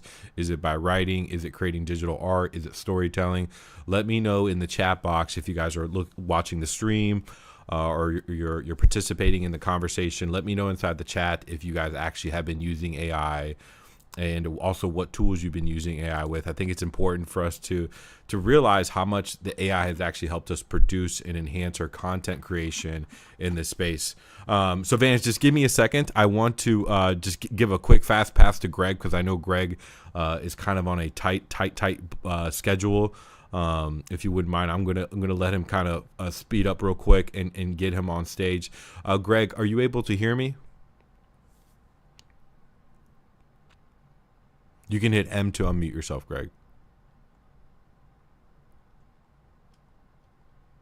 I did see him in here a second ago. He might be setting up. His player. I'm just gonna give it just one more second. If not, I'll let you take the stage. But everybody here that's watching the stream, we've had some amazing creators in this space that have been building, and they're innovating. And I just want to just kind of dive back into the AI talk. When we started creating in this space, a lot of people were asking is like, what is our community doing? How come they're not loud? How come they're not making noise? And I think Coin Laundry said this. We've been building. A lot of us took time to actually learn new products, to learn new software applications. I know a lot of metaverse content creators that are in this space that are listening or watching. We really took in to learn Blender when Spatial came out, because that was a big tool for us, and for us to really watch a lot of YouTube videos of actually how to how to create, right? And the other part is the next iteration was learning Unity, and how can we learn Unity to create these environments and these quests. And even the Web3 community, I think when Midjourney came out, before I think we were using like Night Cafe, and then Midjourney came out, all of us learned prompt engineering and took time to understand how to create these prompts, not only for artwork, for generative AI, but also writing as well, to enhance our social media posts and so forth. And I think AI has really changed the way that a lot of us have been able to produce. And it used to take us like months, or say like a week or so, to write an article. Right now we can feed the information and be able to produce something at a high level very quickly. And I think those are the things that I think that our community has really taken forward with, is learning and taking those things and helping each other, and showing us what we can do to create. And the AI, we have with generative AI is something that we've seen a lot of us content creators use, and I'm sure we're going to be using more as new tools are going to be coming in. And even with like smart contracts or creating contracts on the blockchain, you had to learn or know a certain type of code to create smart contracts, right? And it was hindering a lot of people to creating projects, because maybe they couldn't afford a $2,500 developer, or whatever they cost, right? Or whatever that price was, right? But with new applications that we've seen, like Third Web, allowing us to learn enough to actually produce and create some type of product out there. And I think we've seen that with a lot of content creators in the spaces. They're learning a lot, and they keep trying new things. And I think that that's really the formula of a winning community, is for people to learn, network, and share. And I think we've seen it really strongly with my community, I'm sure with yours, and that's really been a big winning formula for us here today. I do want to turn it over. It looks like we have our speaker back. Greg, can you hear me? You can hit M to unmute yourself. Yes, I can hear you. Can you guys hear me? Yes. I want to give a warm welcome. We have Polygon Labs in the house. Polygon Labs and I have teamed up back in 2021. I was actually one of the first Polygon digital artists that get highlighted. Big shout out to Jack to putting me on, Luke to putting me on, and every one of these showcases, we also want to highlight what Polygon's been working on, what they've been creating, and so forth. And Polygon has been busy. When about a year and a half ago, they had Ryan Wyatt, and they were really focused in on the gaming aspects, and the NFT community didn't get a lot of love. I'm just going to be very transparent. But now things have changed, and the trajectory of how Polygon Labs is helping the community, we're really seeing it forth with their social media, with some of their projects and their funds moving forward, and then how you're helping Magic Eden take off and help other Polygon projects. So today we have invited Greg from Polygon Labs, who is head of the BD team for the NFT BD team lead, to talk a little bit about what is Polygon's point of view heading into 2024 for the NFT scene. What are they looking to do to help content creators, and how can us as creators or developers fit the scheme of the mission for Polygon heading into 2024. So I want to turn the mic over to you, Greg. Welcome to the Polygon Showcase.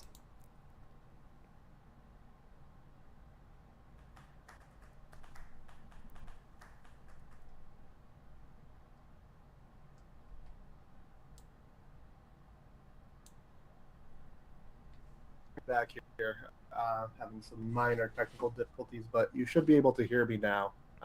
Yep, we can hear you. Yeah, pleasure to be here. Thank you for having me. Perfect. And huge shout out to James. I was diagnosing some of these troubleshooting errors with him, Telegram in the interim. But just the NFT segment, and as you kind of nailed it on the head, right? Polygon is a mature chain, but the NFT ecosystem is fairly new. The movement actually started, I would argue, with the youths moving, and that deal actually predated, but it allowed for certain capital almost exactly a year ago to drive on the attention and liquidity to develop more than a singular community. I think what Frank and Utes did for our ecosystem was wonderful, from the sense of creating a spark and driving attention to NFTs on Polygon. But there was clear friction because the community wasn't a homegrown community, first and foremost. And I truly believe that the biggest value is in a homegrown community, or a community that doesn't have I guess amongst in the long term, that's going to be the case 100%. There's no doubt in my mind. But in the short term, in order for these communities and ecosystems to grow, attention needs to be focused on building out the NFT communities and infrastructures within these more siloed type chains. So as I saw that, I wanted to bring in all the infrastructure we could possibly use to address not only issues of where do I mint, or how do I bridge. Those were still big issues back in early of 2023. Thankfully, we've had quite a few new minting platforms, quite a few bridges come in, provide and alleviate the issues of Matic being a gas token, and allowed us to grow. But more importantly, last year, and if you look at year over year on the NFT ecosystem for Polygon, from 22 to 23, and if you look at the marketplace volumes across the board, up 300%, up 100%. I'm seeing OpenSea 300%. More's new, more, and shout out to James and Gas Hero, because the numbers that they even pulled at the end of December, let alone in January, are insane.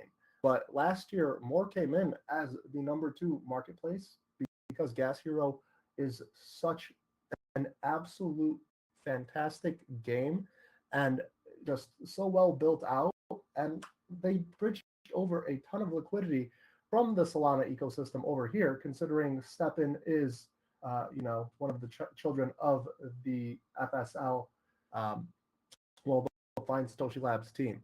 So when they created the second game, Gas Hero, it added a ton of liquidity. And if you guys haven't tried it out yet, definitely do. The game theory that goes into Gas Hero and everything else is incredible. What I want to focus on today is more the vision for going forward, right? I mean, right now volume is pretty thick, but it's central across a couple of projects. Gas Hero being a big proponent too. And I believe gaming is going to be probably the best way to get liquidity into what I consider the traditional NFT segment. That is PFPs. And I believe that PFPs and their communities are this bloodline for a chain and NFTs within a chain. And to flow PFP community where you have these evangelists and community members that border, almost cult-like status. I make the joke, but I'm serious, right? It's this idea that these people will show up for their product. They will, it's free marketing. It's just some of these people do work for those teams in the shape of whether it be art, whether it be development, whatever it may be. So, creating these cohorts and living within these communities that are able to almost run the business for you. There's some PFP projects that do extremely well strictly because the power was granted to the community. Specifically, you see CryptoPunks, but also things like MFers comes to mind, right? Where the founder leader steps back and lets the community take control. And that's the beautiful part of decentralization. But with, Polygon, the biggest issue that I see and that we're addressing is a bit of the liquidity towards that PFP segment. Liquidity overall is fantastic for Polygon, but the attention is away from the PFP segment when we talk about it. So there's many strategies that you could use, including, bridging over people from other chains in some shape or form, capturing other projects and moving them over. But I don't think that's the right approach. I think instead of moving projects over, you need to move creators over. Creators that have shown and proven themselves on other chains to create net new IPs here on Polygon. One good example of that is, Magic Eden solidifying a deal with someone like Jonah Blake, who's able to create a PFP project that is going to be on Polygon, but he also transcends that gaming realm. So he'll be able to actually not only bring money in from other chains, but also bring in liquidity from the gaming segment into the PFP segment, because some people that do interact with the gaming segment aren't very fond of PFPs in the same way that people from DeFi aren't fond of PFPs, which leads me to another strategy that we're looking over is how do we make NFT-Fi how do we find NFT-Fi a home on Polygon, I should say. And there, I think we have a clear advantage of being the engine of all NFT-Fi related transactions. It's our ticket price for assets isn't as high as it is on ETH, so it's not as attractive. The assets specifically are not as attractive for NFT-Fi tools, but the thing is, we could create tools like, for example, Wasabi Protocol. That's an options marketplace where the transactions can be done on Polygon, but the assets, they live on ETH. And by the assets, I mean, the PFP collections that they allow people to trade so Bored Apes, Pudgies, Azuki, etc. These things complement each other, and that's a necessity. The four pillars that I always mention when it comes to Polygon and NFTs are liquidity, innovation, infrastructure, and community. With liquidity, like I mentioned, we need more market makers, we need more whales, and we have quite a few strategic campaigns aligned to bring these individuals and entities over. Another one for liquidity is continue to growing out the PFP segment. So as I was just talking about this, I do believe that PFPs are the bloodline for a lot of NFT ecosystems. As you see on Solana and AVAX, when the token price spikes, for Solana 1,000%, for AVAX something like 400%, when the attention's there, people start releasing PFP projects, and then those PFP projects and that liquidity starts branching out to things like meme coins. And then from meme coins, people start creating these products, in real life products. So what I'm saying is there is a route, and we do go back and forth in Polygon whether this thesis is correct or not. My belief is it is that, in order for an NFT ecosystem to mature, you do have to have a strong PFP center. But yeah, I'll limit my conversation there because we could talk all day. Encourage transition from custodial to on-chain systems, another liquidity strategy that I discussed. And this is to get, some of these more enterprise level and, more Web2 entities that are participating in this space to get more Web3. Let's take down these gated gardens. And I understand that onboarding needs to still be there, but it can be, right? It could be a hybrid system of, here, you could use a credit card or you could buy directly to your external wallet. It's things like this that need to exist that I am working on. And I think those 3 points that I mentioned fall right in line under that liquidity pillar. Next is innovation. I think this is something that we do very, very well. We're at the forefront. We are a testing ground for a lot of developers because of the cost efficiency here. And we see it, right? 6551, you're talking about token bound accounts. We're a leader. We're the front runner there. Look at what Lens is doing. Look at what Dippy, DIPPI.xyz, the wallet, is doing. If you ever want to mess around with 6551, and for those of you that don't know what 6551 is, it's essentially being able to turn your NFT into a wallet itself. And then imagine putting other NFTs inside an NFT, and that NFT is dynamic in some shape or form, and it changes. You put different NFTs in it, so it creates like this entire new world. But Dippy.xyz is a great wallet to look at, and I think there might be some airdrop farming on that one as well for those interested. But yeah, they make it very easy to create one of your NFTs into a 6551 and then being able to move whatever you want into that new NFT, new wallet, but previously owned NFT. Another one on the innovation front, and this one I joke around because it's been around this idea has been around since the inception of Ethereum, but it hasn't really gained mainstream attention until recently because of the products that are coming out around it, and that's tokenized RWAs.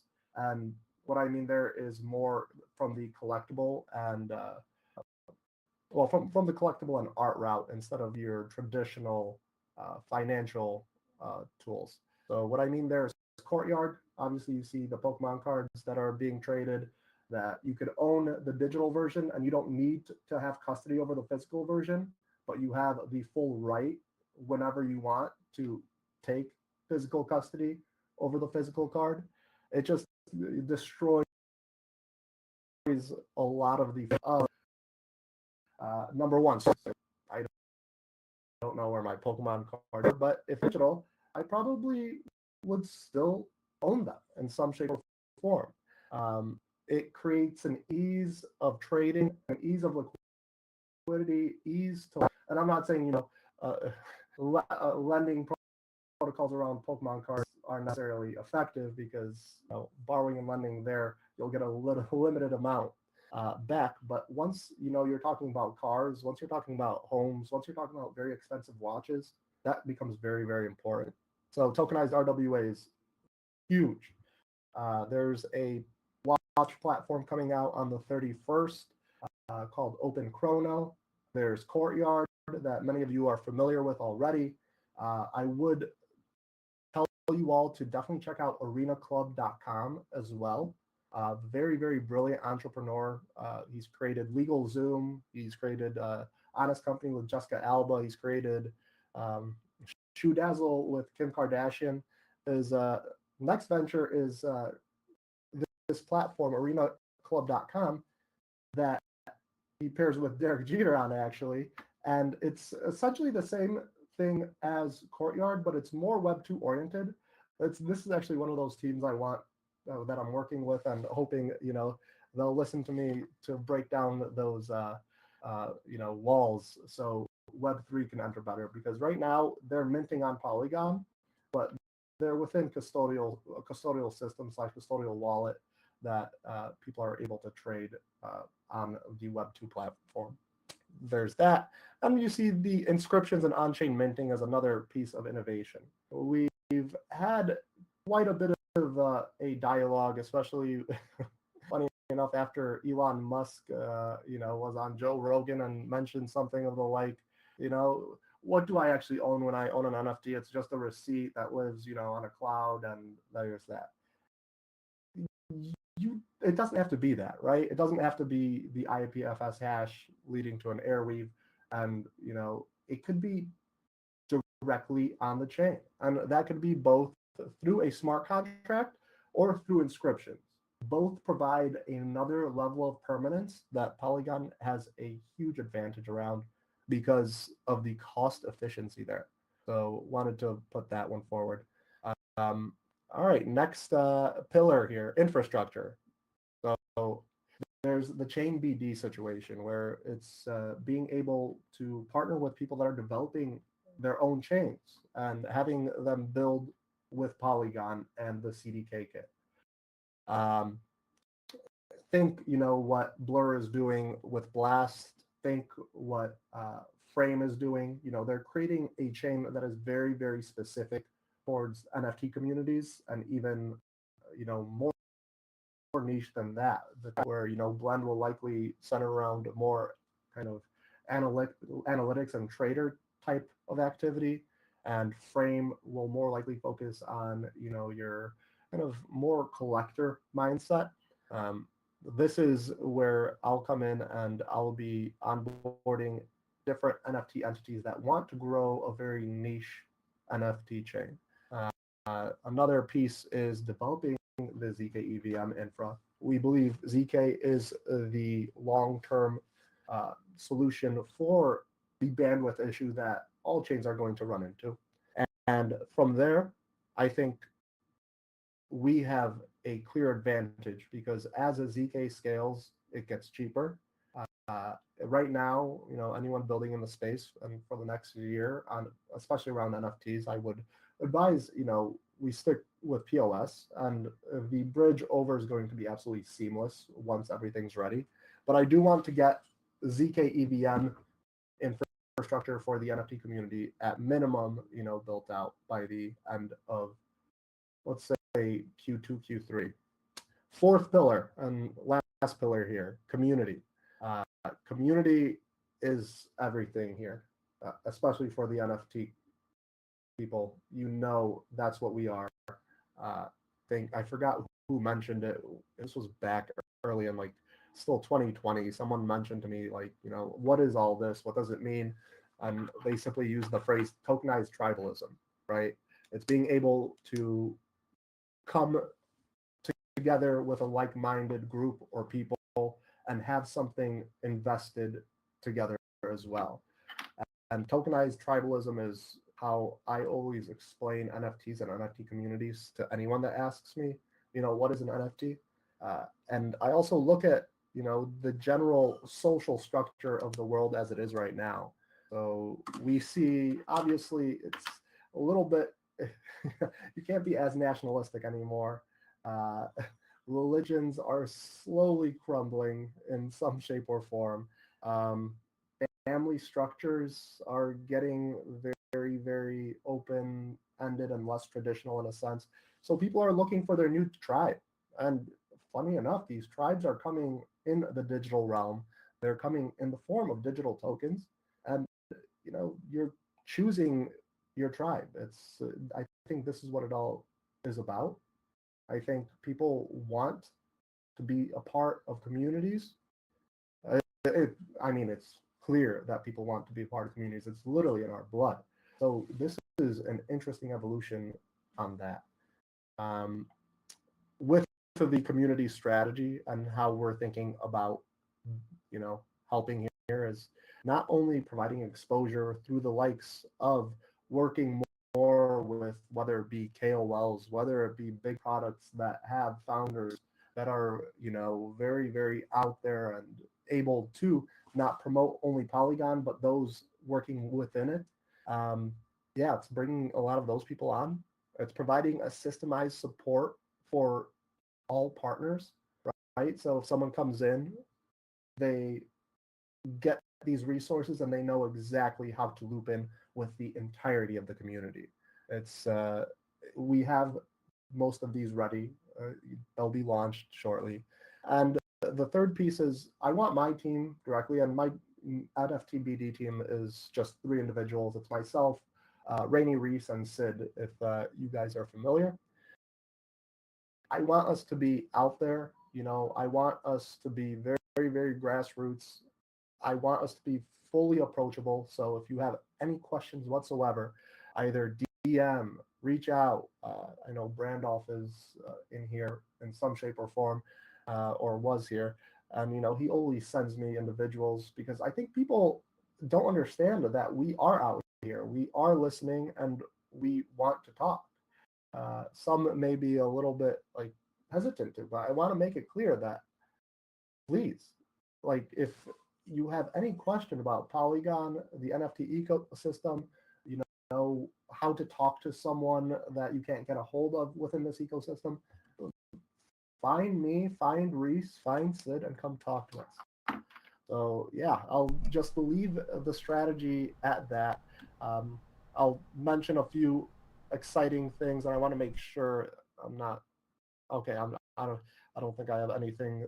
Well, I have a couple things that I can't mention, but I'm excited, obviously, about Jonah Blake coming over and creating that PFP project, as I mentioned. I'm excited to see Degen Tunes and more of these ETH PFP collections come in and create complementary collections on Polygon and do even more than that, because with people like Degen Tunes, they're also doing digital and physical trading cards on Polygon that will go into that tokenized RWA realm.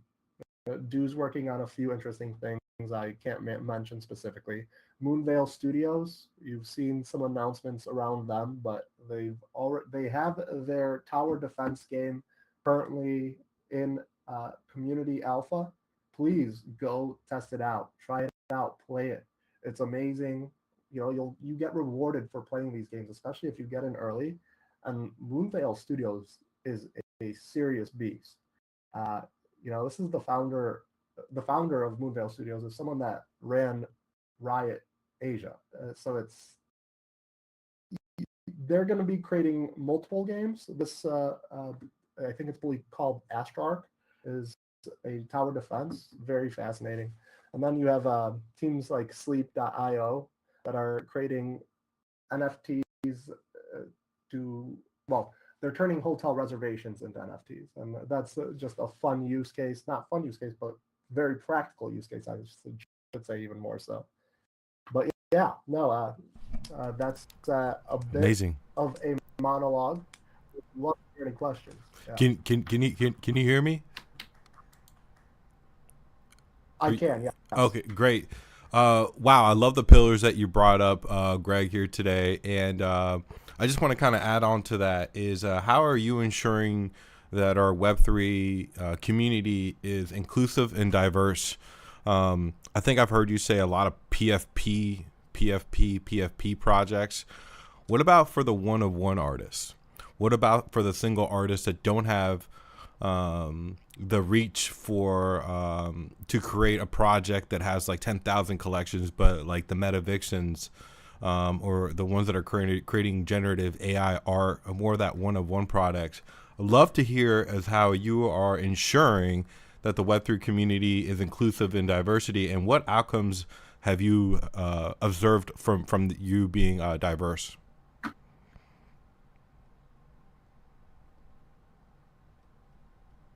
Hold on. Okay, yes. Yeah, all right. A little bit about my background. So prior to Polygon, I was at NFT Gateway, which is an art on ETH for 2 years. That was a very, very kind of, and still is a strong goal of mine, but I think we've hit some points, and there's going to be fascinating announcements as early as, well, the beginning of February, sorry, that several more art-centric platforms are going to be going live. Right now, we have a decent amount of places where you could mint in some shape or form, right? You have fair.xyz, you could go out there, you could mint your one-of-one. You know, we're Rarible compatible, OpenSea, obviously, et cetera, et cetera. But we want to get more and more art-centric. Ideally, we get to the level where, and I think one of these players that we'll be announcing in the next 2 weeks, where you'll be able to not only mint, but choose whether to mint directly on chain, whether to mint on IPFS hash. This is one of the most used tools by artists that's going to be coming live on Polygon.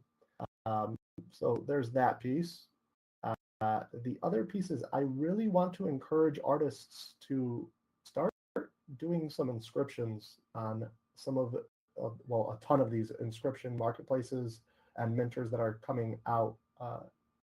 And I think we communicated around that from our official channels quite a bit.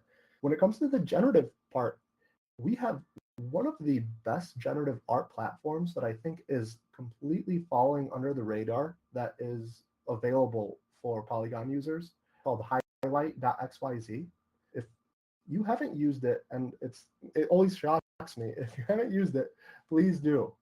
Please do. And for collectors, there's also, outside of highlight.xyz, look at holograph.xyz. I know it's a little confusing, but holograph.xyz, it's a multi-chain mentor, but they do really cool art drops. And most of their mints actually happen on Polygon. You have the choice of using, I think, something like 8 to 10 chains. But you look at the metrics behind it, everyone's using Matic because it's the cheapest and most effective way to mint. But yeah, the platforms are there. Some, the base layer's there. But there's so much more coming that I can't mention quite yet, but you guys will see unfold in the coming weeks. Thank you, Greg. And then one more question is, I just want to get, like, what is your strategy for rewarding content creators that are building in this ecosystem, that have like been in the space that maybe are hosting spaces or creating video content, or maybe putting on Polygon showcases? Like, what is your strategic of how the business development side of that? How are you guys what's your strategy around that? Yeah, this goes back to my mention of a little bit of the systemized support that we are currently working on. And this is something that will be, the strategy will be done and ready for review for our leadership by the end of the next week, I anticipate.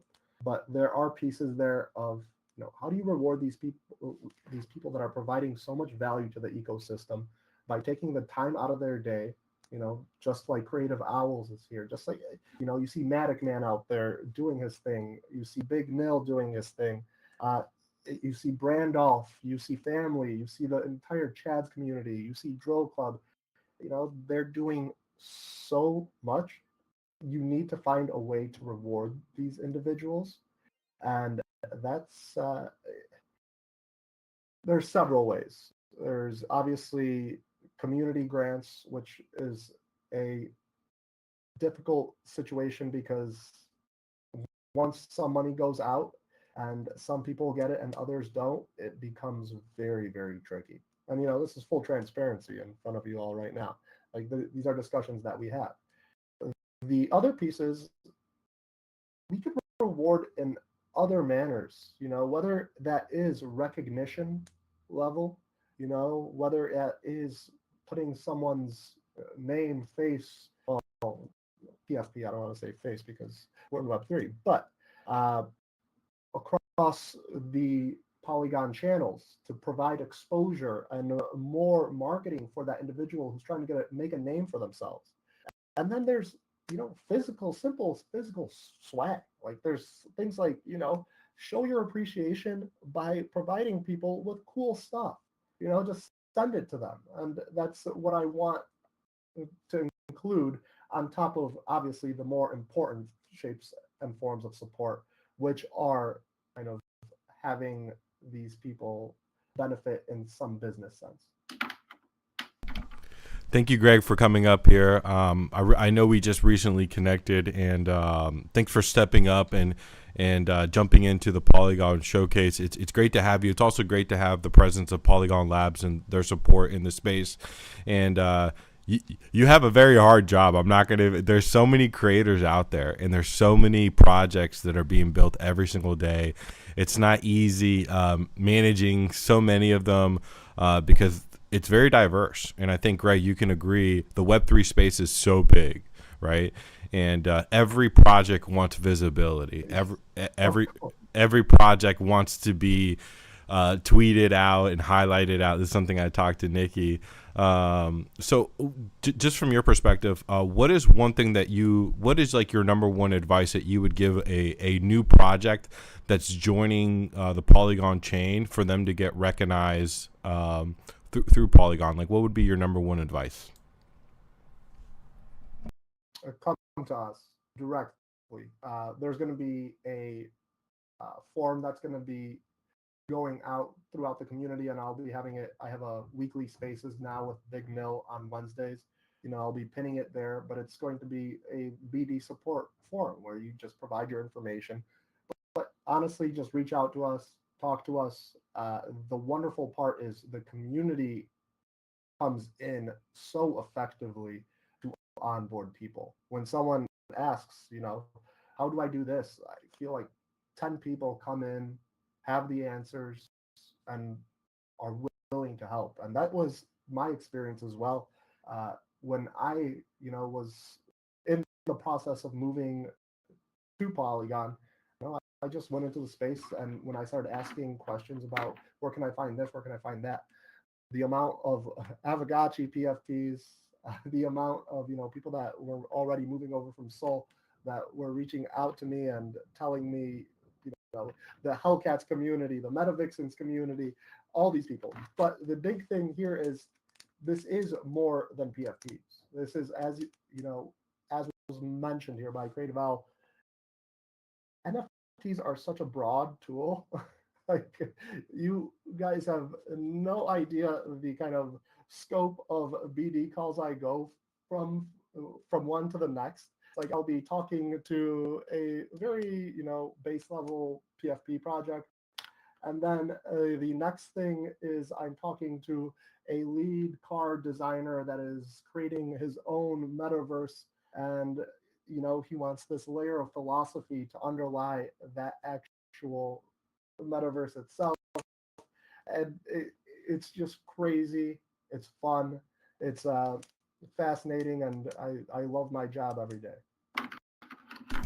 I appreciate you, Greg, for being up here, taking some time, and keep doing God's work. And I look forward to connecting with you here in the future as well. So Greg, thank you so much. If everybody can give Greg a round of applause for taking some time out to connect with us, share some insights. I think this is what a lot of us want to hear is how's the ecosystem. You dropped a lot of gems, and I'm excited. I think diversity is such an important part to building a community.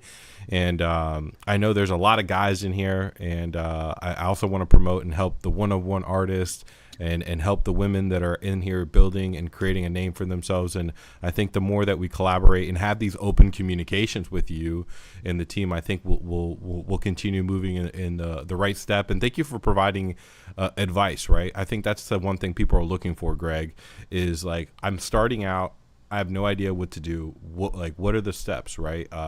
And be active. Come share. Come connect with Reese. Attend some of these spaces and get your voice put out there. And I think the more that you put effort into yourself, I think that's what Polygon will recognize. And I think that's where you guys will come in and say, okay, this is a real business, right? This isn't it's a real business. There's a real business model behind this that we can support that really has growth.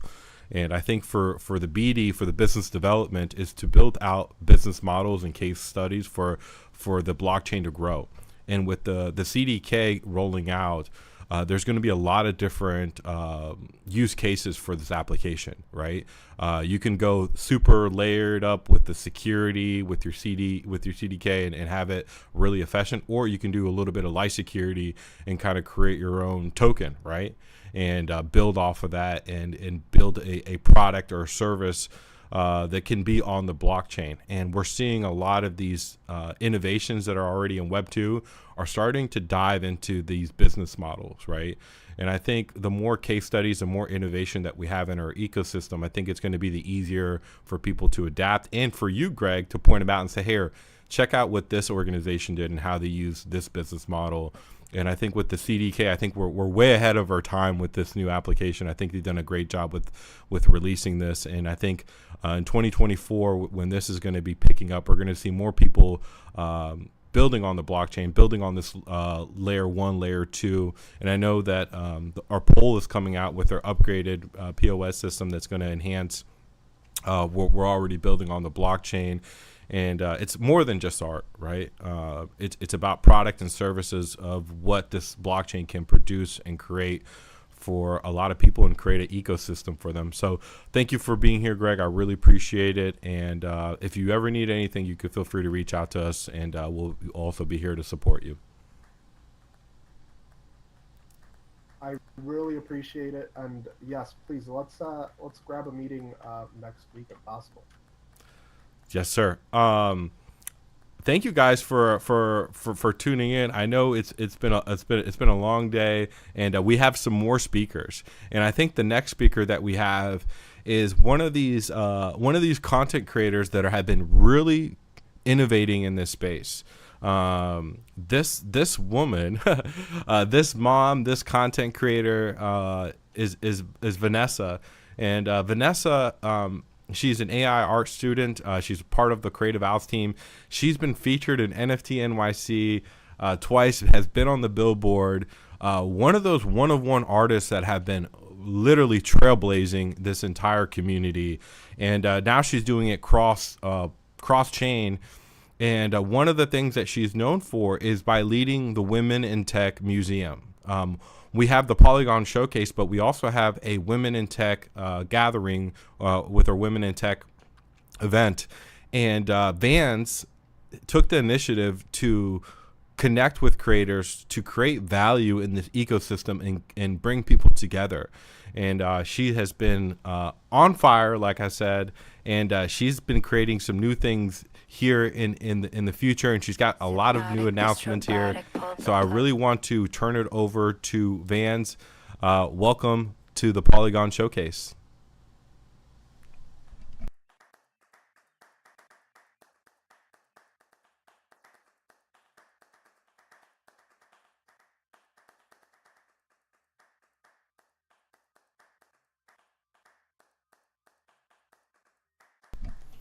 We can't hear you yet. Vanessa, can you hear me? Hello, everyone. Sorry for that. I've been listening to Owls through the Twitter stream, so maybe there was like a delay. But thank you so much, Owls. Do you guys are able to hear me now? Yes. Thank you. All right. All right. Thank you so much, Owl, for the introduction. It's an honor to be here as always. This is actually my Polygon Showcase number 7. I have not missed one, so this is like one of those Web3 achievements that I keep looking forward. It showcase, it kept getting amazing. I just remember when we started, we didn't have no legs, and just to see all the things that we can make now, right? Like have all this gaming experience, and of course, I'll be able to meet a lot of new creators. Um, as I was saying, my name is Vanessa. I'm also known as Bands and Momstar Crypto. I am a digital AI artist, AI engineer student, photographer, Web3 event planner, and creator. I'm also the co-founder with Creative Owls of the Women in Tech showcases and museum. In addition, I am the mental health leader for the Polygon Alliance. And as a digital AI artist, my hairband showcase in over 20 physical showcases within the last year. Yesterday, I showcased in Times Square Billboard for a 5th time, and will be showcasing 3 times on the surface of the moon, thanks to the Paladin Punks and Moon Mars that they were talking earlier. Paladin Punks. Thank you. I'm going to be going with the MIDI Punks community, and also with the Paladin Punks community, and with one of my pieces. So really looking forward for that big achievement. And yeah, hopefully, all of our artists that are going to Boom can get our art over there safely. Um, I am AI engineer student with a 4.0 GPA at the University of Advancing Technology in Arizona, and I'm expected to graduate next summer. It's really exciting that previously we spoke here about AI. AI is something that I use daily. I already have a clone of my avatar, my voice. So I'm really thrilled of what AI is going to be bringing, in the future, and all the things that I am going to bring in myself as well in the future. As Owls said early, I joined the Creative Owls team, although we've been working together since 2022 when we host our first Women in Tech showcase to celebrate International Women's Day. I am the co-founder of the Women in Tech and Beauty Museum, as I said early. When I started my journey in Web3, I was mostly an investor. I learned about crypto, which led me to NFTs. I saw the lack within a lack of women within the community, and I got in this journey that I wanted to connect with other women. I wanted to more make a community, make a place that for all of us. Um, I had the idea of basically creating something, a showcase and event. And earlier, the year before, Owls did a Christmas party, and I was impressed with everything that he was doing here in Spatial. So I reached out for his help, and from there, we've been uh, highlighting and empowering, uplifting women within the Web3 community. Where our showcases. 2022 was our first showcase where we showcased 53 female artists, and we had like an all-day interview, just an event like this, right? But imagine just a full old ladies that maybe you never came across, and that was an amazing day. We garnered over 12,000 views within that month. We had the gallery open with that month. Um, Last year, we had over 100 artists and speakers at the Women in Tech Showcase. And not only that, but we officially opened our Woman in Tech Museum, where we do, after the showcase, we've been doing monthly takeovers, which we let the artists from our community showcase their art, their new collections, advertise anything that they need. They're able to have access to host their own events. And I am a proud Paladin Punk. which led me to make a partnership with the Paladin Punks Museum. So if you visit them on Cyber, you will find a gallery which connects to our museum here on the Spatial. And then if you visit our museum, it connects to their own cyber gallery as well. So that's really something cool that with the Women in Tech community, we're trying to spend and with other communities and be more inclusive. I want to say that Prism, thank you so much. Last year, he made possible to stream the whole showcase. So if you want to learn what I'm talking about, you can find the last year's showcase on YouTube. This year, we are going bigger by showcasing 100 artists virtually and physically. As you saw yesterday, some of our Polygon artists went live on Times Square, and that was a pilot test for the Women in Tech 2024 showcase. We're aiming to showcase this 100 artists in Times Square and here in a spatial and a new environment. I decided to commit myself to donate 20% of my Rebel Art sales profit to donate to this billboard. So far, I have raised 5 billboards for the time for this artist. I'm only 2 billboards away to actually showcase over 100 artists. So really excited that this year we're aiming to go bigger. We're aiming to make a change. I remember my first showcase. It was here in Spatial with Creative Owls, and that changed my mind. It gave me confidence from being so timid to speaking in public, to having more confidence to share what I love and my passion with all of you. Um, and and when I showcased my first time in Times Square, that was something really life changing for me as well. It opened a lot of opportunities. So I would love to uh, share this as well, the same feeling that I felt with the community and those maybe emerging artists that haven't had the chance to. Um, I want to thank all of my Rebel community for supporting me. The Rebel community knows like what my mission is, and right now I'm almost have 800 collectors on Rebel. So I want to invite you all for the Women in Tech Showcase on March 8th to celebrate for our third year, International Women's Day. If you'd like to help us with the showcase, please make sure to follow of my Creative Owls and myself. It's the same username as you see bands underscore synchro on on Twitter. And also, if you want to help in other ways, please feel to DM me. I know a good way that he's helping the community right now is like if you're a Rebel, you can support us by collecting me on Rebel. Those funds will go to the showcase. So, and if you're new to the application, you don't know what Rebel is, we have an amazing station all the way to the back on the left side. Uh, you can find me, and you can use as well my new user referral, which is Vanessa Kamakato. And yes, thank you everyone for your time. Thank you so much uh, for being here, and always Owls, for supporting us and giving us the space. Always thrilled to work with the team, and we have some exciting things coming in the future. Thank you everyone. I appreciate you all. uh, in a bit I'm going to be like stepping away because it's like my little one's nap time a little bit overdue, but once again, thank you. Yeah, great job, Vans and Vanessa, and thanks for being here today. And you guys definitely check it out. We have a huge event coming up, which is our Women in Tech.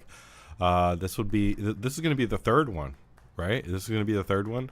It's going to be March 8th. So very excited about that. We created an artist registration form, and I think within the first like 2 or 3 days, we had over 100 female artists that wanted to participate. From all over the world. So there's definitely a need for us to keep creating and keep innovating. And it's been a pleasure to keep working with you and keep innovating. And I'm looking forward to what 2024 brings and some more outcomes in our community. So thank you for everything, Vance. I want to, I'm not sure if, I just want to take a quick moment.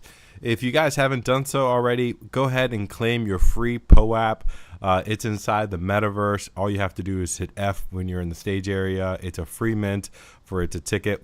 Our goal is to get over anywhere between 50 to 60 mints. I don't know if we're there yet, but that's what the goal was today. I don't know how many metaverse visits we hit. I think we've hit over 900 views so far. So we want to keep cranking that up, see if we can get it to the next level. If you haven't done so already, if you're inside the metaverse, go ahead and give this room a heart, and take as many photos as you can and share it with your community. And make sure that you guys are using hashtag Polygon Showcase so we can make sure that we could track it. And for everybody that's been watching the stream on YouTube, I see you guys are writing in the comments. Thank you guys. For everybody that's watching on X, thank you guys so much for participating. And for the ones that can't jump on stage to be a part of this and you're still watching or you're watching the replay, thank you guys for tuning in. It's been such a special day for us here to, I guess, enhance and uplift people's voices. And as content creators or business developers, it's always hard to market ourselves and put ourselves out there. And this is what this entire showcase is all about, is about helping brands and content creators to showcase what they're working on. And this is our 7th showcase, and every year it gets better. We get a little bit more organized of how we're doing things. We get more visibility, and we're creating more outcomes. And that's what we're really about, is creating outcomes within our community and highlighting people. And we've seen creators that have been part of the first showcase, and they're part of our showcase now, which is Showcase 7. It's amazing to see the growth of how they have been able to enhance their business, their artwork, and their productivity over the last couple of years. And I want to say thank you so much for the ones that have been supporting this showcase since day one, for the content creators that have been able to support me by sharing. And it's a collaborating and it's a community event. And I think over time, where we've seen a lot of communities kind of fall, we've seen this one really pick up. And there's a lot of steam ahead with us as we're building not only people in our ecosystem, but we're also building a lot of leaders. And we've seen with what Vans is doing, we've seen what Matic Man is doing, what Big Neil is doing, what High CC is doing, and what a lot of these content creators are bringing to the table is amazing. And not only that, is the brands that are helping and supporting us now. We've had Third Web help out. We've had Polygon step up. We've had Web Hero. And one of the things that I was really helpful for is to get Wallet Guard to come up here and talk about wallet security. So we really want to educate the community of how to create, how to innovate, how to network, but also protect our digital assets as we are going into this new world of Web3, you want to call it, or blockchain, and having digital assets that have a lot of value, or crypto. So very appreciative for everyone that's been watching. If you haven't already, definitely get your Polygon Showcase ticket, claim your POAB, and always feel free to come and support. If you want to come and be a part of the showcase, get your tickets. You can jump in here in the metaverse. You can create your avatar. We are in spatial.io. We are rocking Ready Player Me avatars, and then a lot of people are also creating their own avatars and creating their own brand. And this event is something that it's done by a team, and it's done by a lot of support. So I want to thank Elizabeth for helping me with avatars. I want to thank Smurfs for helping me with the hoverboard. Jake from Spatial for always helping me support to help creating and innovating in the space. Big shout out and thanks to Era Labs for being an amazing host, helping me keep straight and helping me host and helping dialogue today's conversation. And also Vans and Dave by supporting, and you, the guys, everybody here that's been watching, that's been sharing the stream, that's been watching and paying attention. Thank you guys so much. It's been such an honor, but we still have more artists to talk to and to connect with. I don't know if Matic Man is in the house. If he's not, I know he spoke yesterday. But we also have the Trog Society, and I think the Trog Society is one of the most amazing projects on the Polygon blockchain. Is Ahmed, are you a Crypto Manimal, are you in the house today?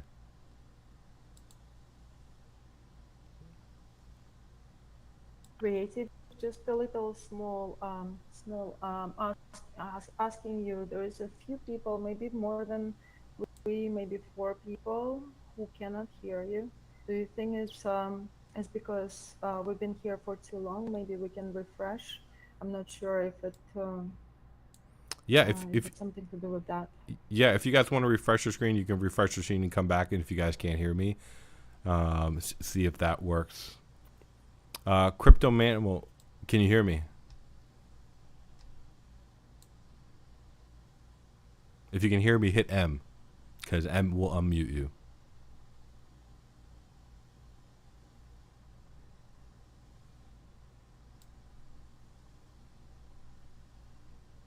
Let's see if we can get him on to speak. Can you hear me?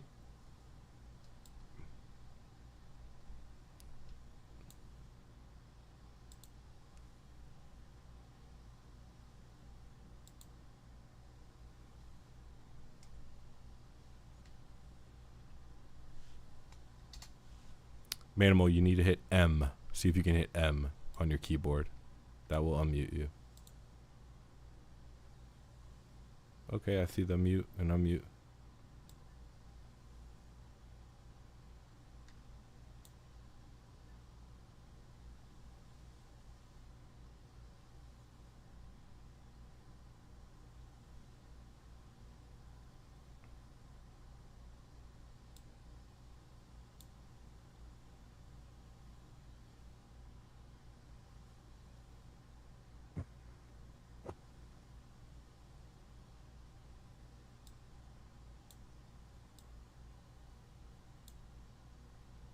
I cannot hear him. Yeah, I still can't hear him.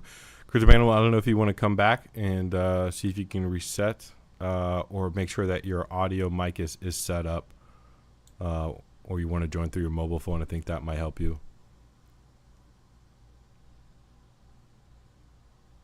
Is Cynthia in the house?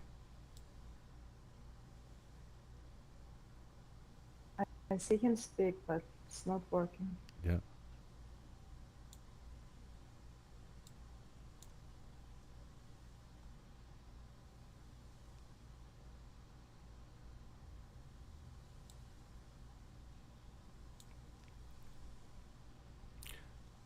Manimal, we cannot hear you, so I'm not sure if your connection is set up. Is Cynthia in the house? I don't know if she was able to join or not. If not, we need to send her a tweet.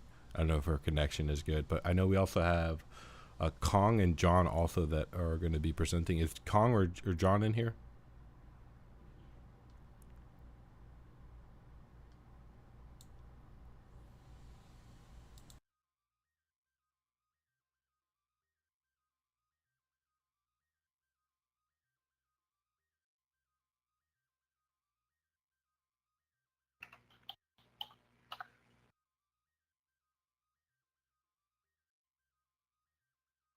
Hey, can you guys hear me? Yes. Can you hear me? Yeah, we can hear you loud and clear, man. I'm coming. I'm coming. I'm running. You good? You good? I'm Good. running through spatial. Yeah, let's give him a round of applause, guys. He did it.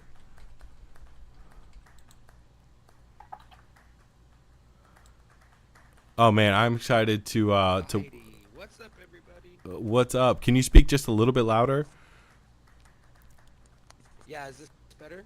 Yeah, just maybe just a little bit more so we can hear you. I don't know if you're far away from your screen. Yeah. All right, let's see if this works. It sounds good. We can hear you. Yeah, we can hear you clearly.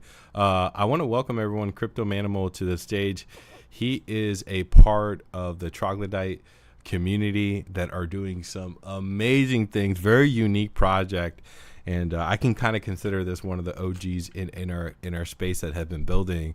And Ahmed, Shay, Booker, and there's so many other people that are in that community that are doing amazing things.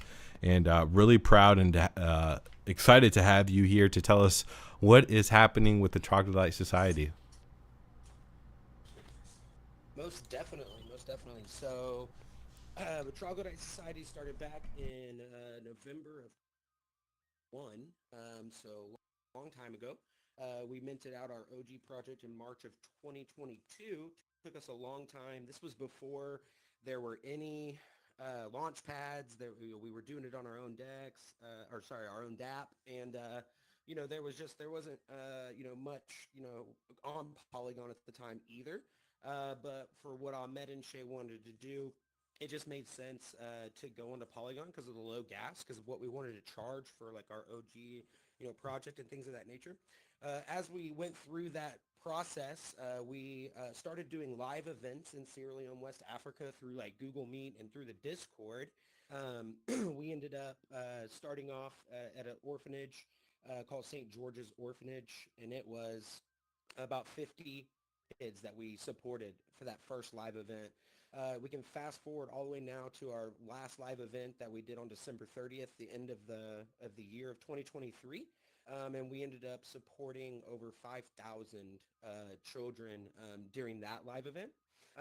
So our whole goal with this project is to build a drop-in youth center in Sierra Leone, West Africa, for supplemental education as well as Web3 education on top of that.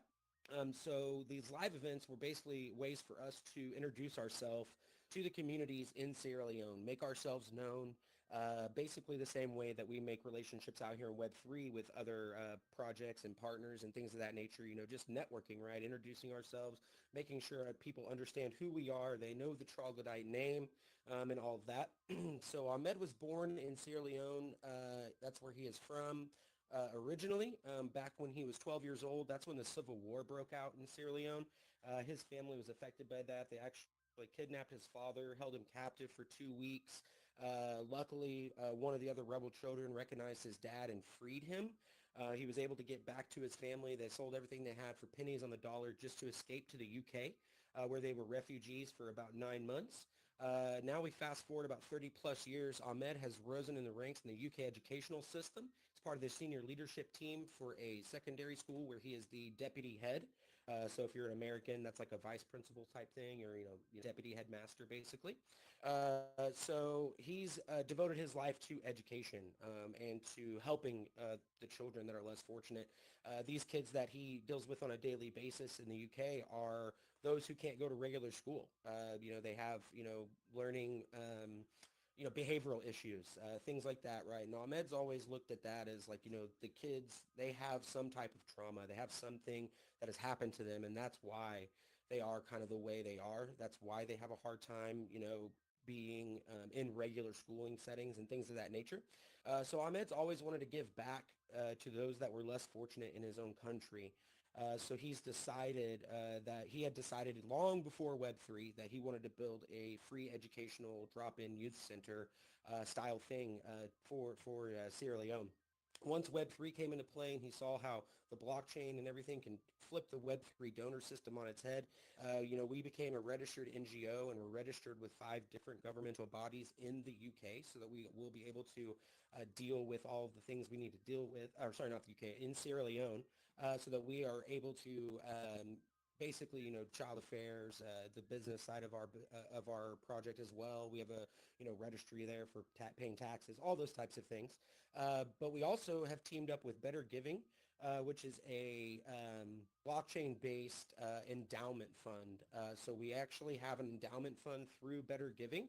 And then and they are actually registered 501c3. So if you donate to Better Giving, they can actually give you tax credit, if you're based in the U.S., you're a U.S.-based company or a U.S.-based resident. So that's actually opened up a lot of doors for us as well recently. We've had a lot of things happen in the last couple of months when it came to projects that wanted to help support and donate. So we had Bobles, or if you're familiar with Baby Bulls, that is Pullman, and he basically did a Stargaze launch where they launched a part of their IP over on the Cosmos ecosystem, and they ended up donating to us $2,000. That's how we were able to support those 5,000 people from our last live event.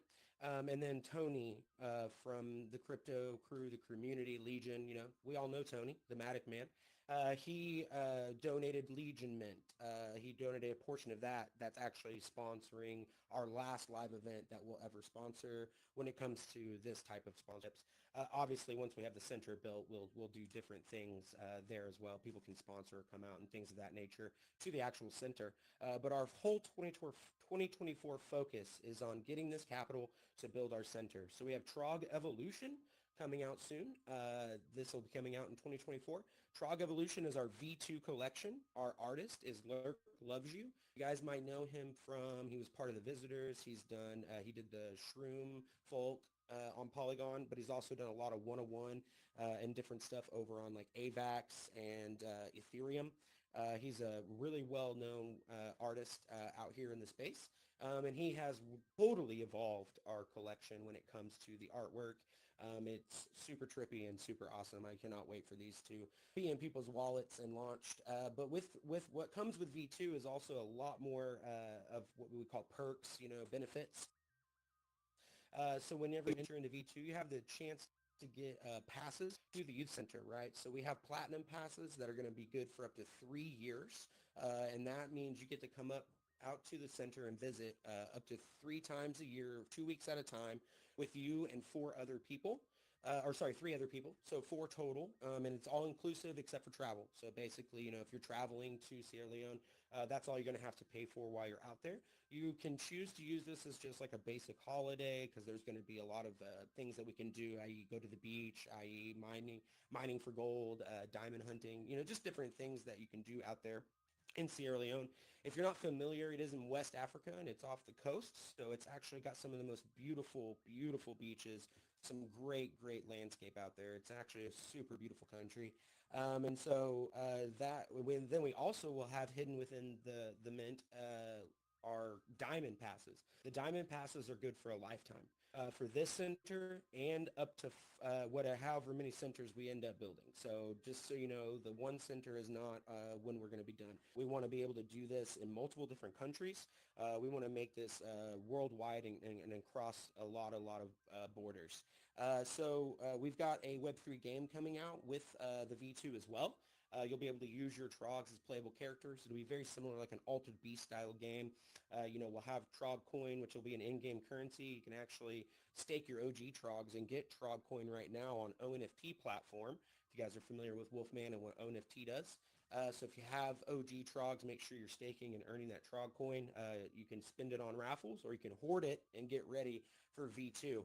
And then we've got we got a lot of other things coming down the pipeline, but we're gonna keep a few things close to the chest.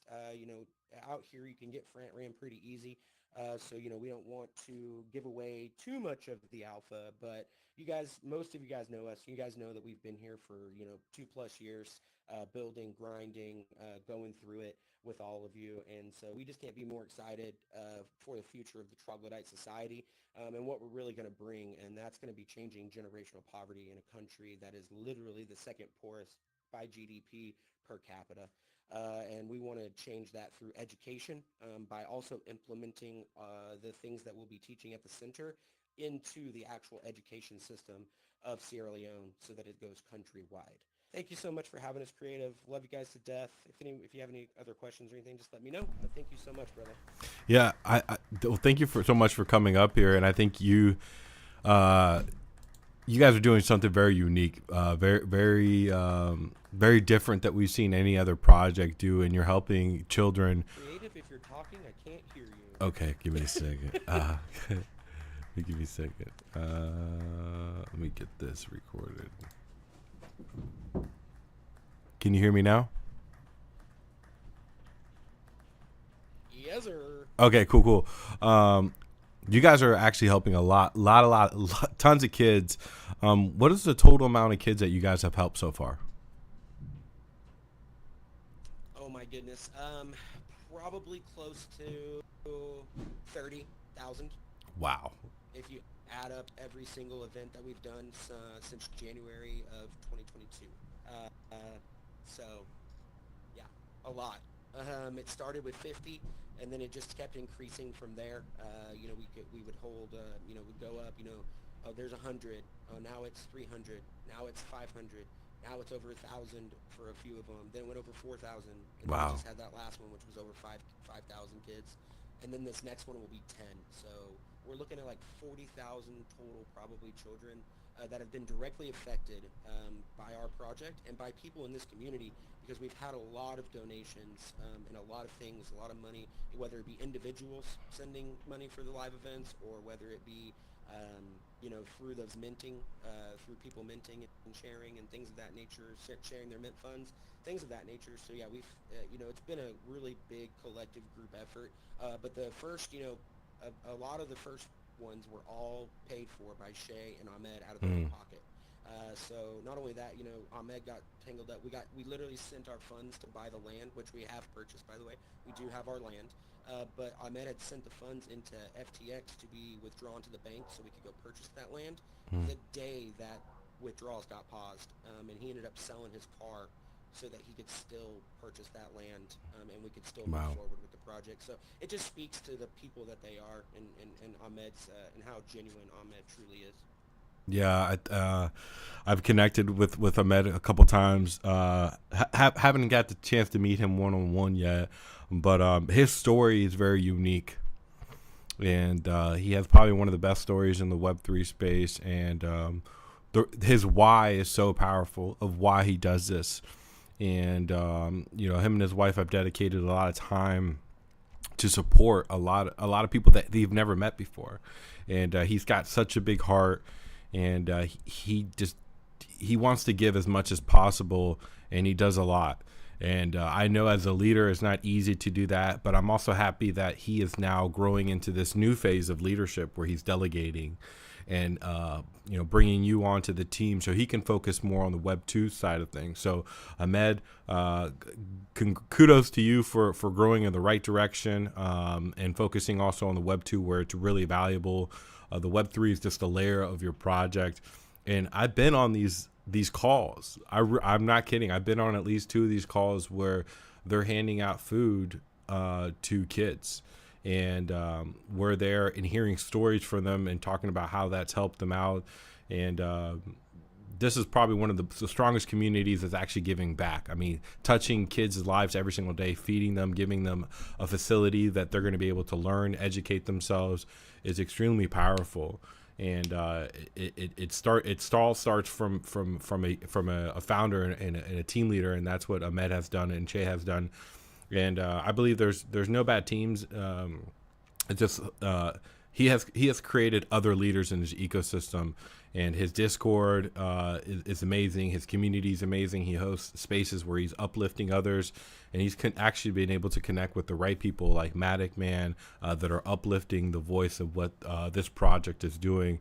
And it's also awesome to see you taking the throne of this project, the Web3 side of things. I think you're going to be a great founder in this. I know you've been working your butt off being in this ecosystem, and I think you found your right home being in here today. So I also want to give some kudos to you for leading the way and helping our community grow and what you've been able to do. Thank you so much, Creative. I've been a part of this since the beginning, basically. I was the first person added to the team, and then Ahmed recently made me the partner. It's like he likes to call it. We're partners. And so, yeah, for me to take over, the Web3 side of things, that's where my strengths are in comparison to, where Ahmed's strengths lie, which is really the education and the Web2 partnerships and the things he's able to do. And so, yeah, it's great to be able to, use my skills, if you will, to be a part of something so much larger than myself, and to really, create a legacy. And that's what we've always said is this is about creating legacy, something bigger than us, something that we can really change in the world. Yeah, and you guys have actually grown to brotherhood, right? You guys make fun of each other. You guys want to see each other dance. And I think when they break soil and they open up that facility, I know there's going to be a big party, and I hope you guys live stream it and share some of those celebrations. And I know there's other things in the works, which I can't talk about yet, that you guys are actually working out in the back end. That could be very exciting to take this project to a different level. Let's just put it that way. So very excited for some of the outcomes that you guys are going to be producing.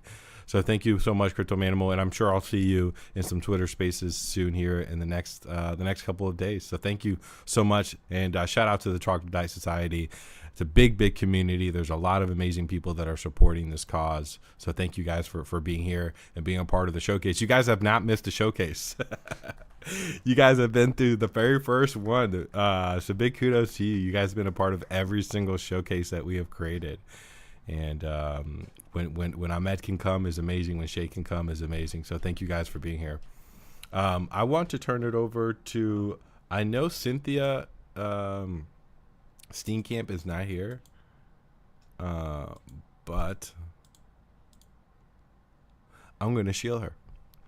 So Cynthia is a digital artist, a content creator, a host on X Spaces, a model as well too, photographer. She does a lot of things in this ecosystem, and one thing that she does most is uplift and help people. And I know she can't be here due to connections, but I definitely just wanted to take a moment to recognize her of her work that she's been doing in the ecosystem.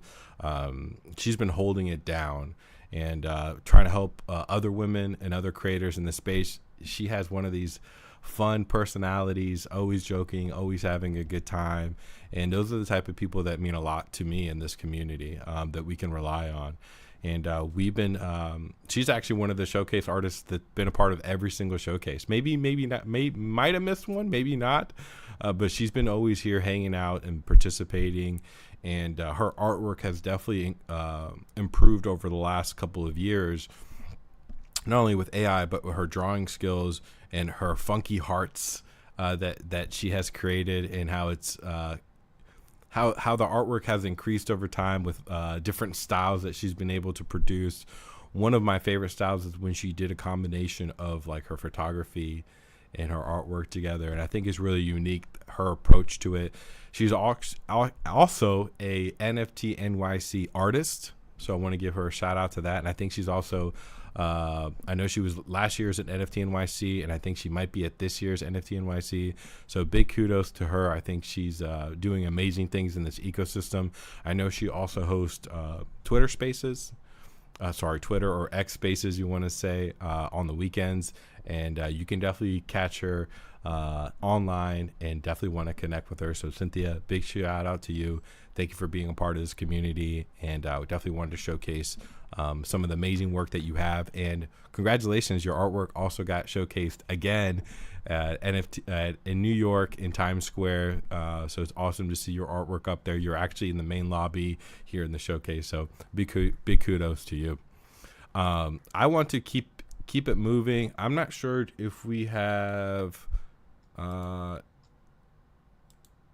is Kong here? Is Kong or Jong in the house? Hello. Hey Kong, how are you? Yes. Hello, not too bad. I'm on my headset. Usually I do this on a phone, but I've got the headset on tonight, so yeah. I hope you can hear me. I can hear you loud and clear. Let me move down to the front 1 second. I'm just gonna turn. Let's see, we're on stage. Yes, I'm just gonna turn this one over to you. I'm trying to figure out where your slide is, but I want to introduce Kong. Kong has been a part of the community. You might not see him a lot on a lot of Twitter Spaces, but he has been participating and being a part of our community for the I think 2 or 3 years now. I can say that you've been creating and developing, and I want to give the floor to you for you to introduce yourself and let us know what you've been working on. Yeah, thank you. But yeah, so I think it was about August 21 when I started trying to create NFTs. It might have been a bit earlier than that. It was really early in 2021 when I discovered NFTs. I had a quick look at them, and I thought, no, it's a scam. So I moved away from it. I didn't want to get involved, and I just thought it's just another one of those fads. It's a thing that everybody's talking about, and it's going to be gone within a few weeks. And so I turned away from it and left it at that. And then I kind of thought, no, I've got to look into this a little bit more. So I became obsessed obsessed with OpenSea and looking at the CryptoPunks and all the different NFT collections that were around, and quickly became obsessed and realized it was a thing. So I started creating pixel art, and I wanted to try and produce stuff on a really small scale. So my main artwork started at 24 pixels by 24 pixels, the same as CryptoPunks, and then I started to create 28 by 28. So some artists do use that kind of method as well. So I'd started producing that, and I thought, no, I'm gonna have a go at producing some work myself, and I'm gonna try and get it out there on OpenSea. And when I'd started doing it, it was before the Hashlips art engine. So it was there was a tool out there called the Hashlips art generator. So it was something completely different, and it didn't produce the metadata. You had to do it all manually, and it was really awkward to use. So I'd started to use that tool, and I actually generated the Congo Kings collection. It was probably about August time, and I wasn't happy with it because the metadata wasn't right. So then I wanted to go over it and do it all again. And then it just so happened that this new tool came out, which was the Hashlips art engine. So I became obsessed with using that, and I just ran it over again and again and again, and I became really interested in the rarity part of it. And so I produced the artwork, and I didn't really have a following in the beginning. So I'd made this artwork, and I thought, what do I do with it? I don't have a Twitter account. I don't have an Instagram. I've just made all this for my own benefit. And I was quite pleased that I'd done it, and I'd got it on the blockchain. And then I thought, no, I'm gonna set a Twitter account up. I'm gonna try and build up a bit of a following. And Dave was on there, Beluga was on there. So I started speaking to them, and I said, look, I've produced this art. And I think at the time I had about 50 followers on Twitter. And they said, look, come on to one of these spaces, have a chat with everybody. I'm sure everybody's going to love the art. So I did. I went on one of the spaces, and straight away the Twitter following was building up. And it was good. I was on spaces quite regular when Beluga was there. And to be fair, like you said, I don't get on very many spaces. I find it difficult to get up and talk and talk in front of a group of people. I'm finding myself now even not looking at the screen, because I'm looking at the audience sat in front of me, and it's like, oh no, they're all listening to me. So I'm having to turn away a little bit, just so I've got the confidence and I don't get sidetracked too much. But Dave and Beluga managed to get me onto these spaces, and the following built up, and the love for the Congo Kings was amazing. Everybody was coming from all over the place and sending me messages, and there was a lot of hype around it. Everybody had the PFPs with the Congo Kings, and it was amazing to see. And the Discord was really good, and the turnover on OpenSea was quite good as well. The royalties were coming in, and I was always giving back to the community. Every time we hit a certain milestone, I would give a bit of money back into the community. I got a lot of merchandise made as well, and that would go back into Discord as prizes. And we've had a few charity events, so we gave about $500 to a rainforest conservation charity. The last big charity event that we did was in April, and we raised 380 Matic, which went to the Troglodyte Society. So we are planning on doing some more charity events. I've also, in my personal life, my wife's just had a baby last year, so the daughter's just turned 1. So that's got in the way of things a little bit. And so I was planning on producing the Congo Queens and releasing that as well. So the artwork was done quite a long time ago for that, but I was just waiting for the right moment to get that sorted. So I'm going to do that, and it's going to be a charity based kind of launch as well. I've been playing around with a lot of the different, you mentioned third web, so I love third web as a system.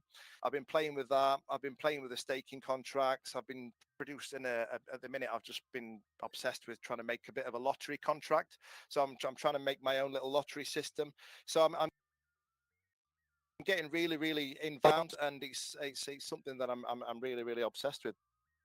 But yeah, it's Congo is alive, and but no, the showcase is really good. The last time I came to the showcase, it was a little bit glitchy, and I couldn't move around as well as I have done today. So yeah, it's improving every time the events happen. It seems to get better and better.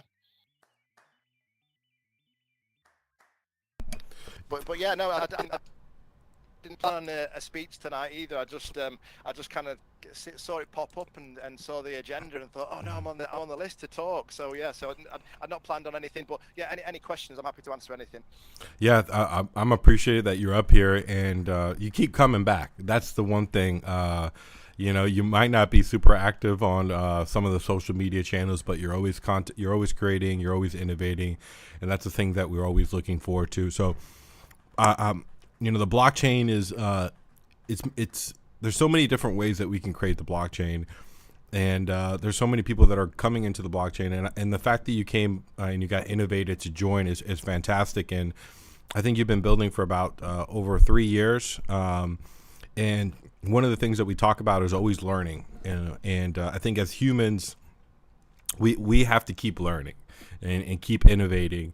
And a good friend of mine is Daniel, which is known as Hashlips, onboarded so many people in this space. So I want to give some kudos to him if he's watching or listening. And so tell me, I know you've been creating and building. What were some of the challenges when you first started off, and how have you overcome those challenges of learning, generative AI or getting your artwork on the blockchain?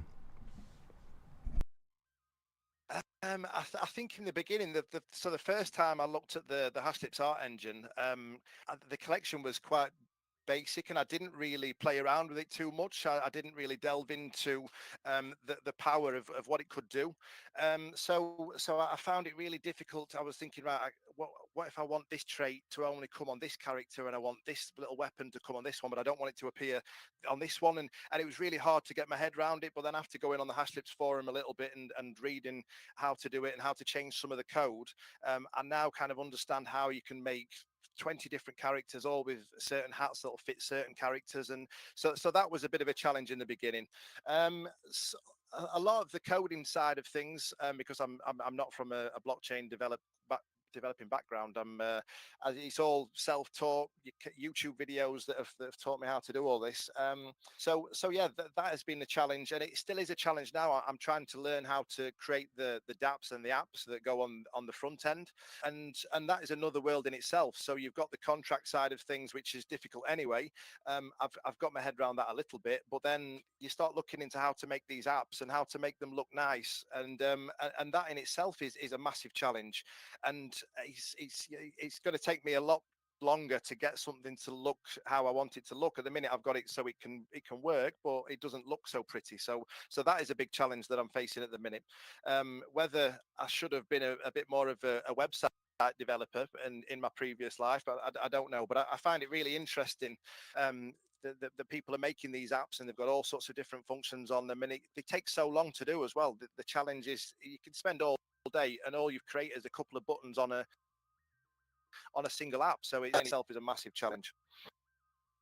Yeah, fantastic that you've been able to, and that's I think how like a lot of us have came in the space is watching YouTube videos and just kind of self-teaching ourselves. I know for myself, I wasn't a blockchain developer and so forth, but dedicating some time to learn and trying to learn and spending 30 minutes here, an hour there, maybe a couple more hours here and there. And what ended up happening is that you add all those layers of learning, and a week goes by, 2 weeks go by, and next thing you know, you have a something we called an MVP. They call it minimal viable product, right?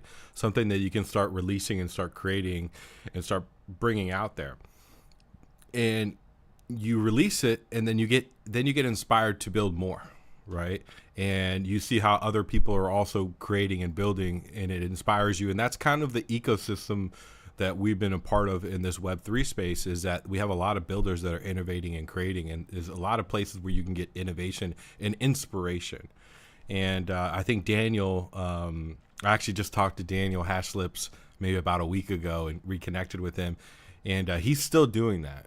He still has a purpose. He's still connecting with people. He's still uplifting people. And he's also still inspiring people. In Congo, your speech today, could it also inspire someone else to start creating? And could also inspire someone that's maybe listening that's not comfortable hopping up on stage or talking about their project to do that. So big kudos to you for what you're doing and building. And one thing I found whenever I do get into any spaces, and I've been in some larger spaces. I was in an Ethereum space just recently, and I started speaking about the Hashlips art engine, and some of these some founders that have taken over the project and they're dealing with the project, and some people that are quite big in the Ethereum scene, and they're like, what is this art engine? How do you? So none of them had really heard from anybody. They said nobody's ever been in any of these spaces and spoke about how the art is created. It's as if it's some kind of secret. And for me, I don't mind telling if anybody wants to know. And a few people messaged me after the space and said, what is that tool that you were talking about? And I sent them the links, sent them the videos. I said, you want to start watching this video first and then move to this one and this one. And now I couldn't believe that all these people that have been in this space for so long didn't know how to produce the artwork. So it seemed shocking to me that nobody knew. But yeah, I'm happy to tell anybody anytime, and if it inspires anybody, I'm happy to talk to them, definitely.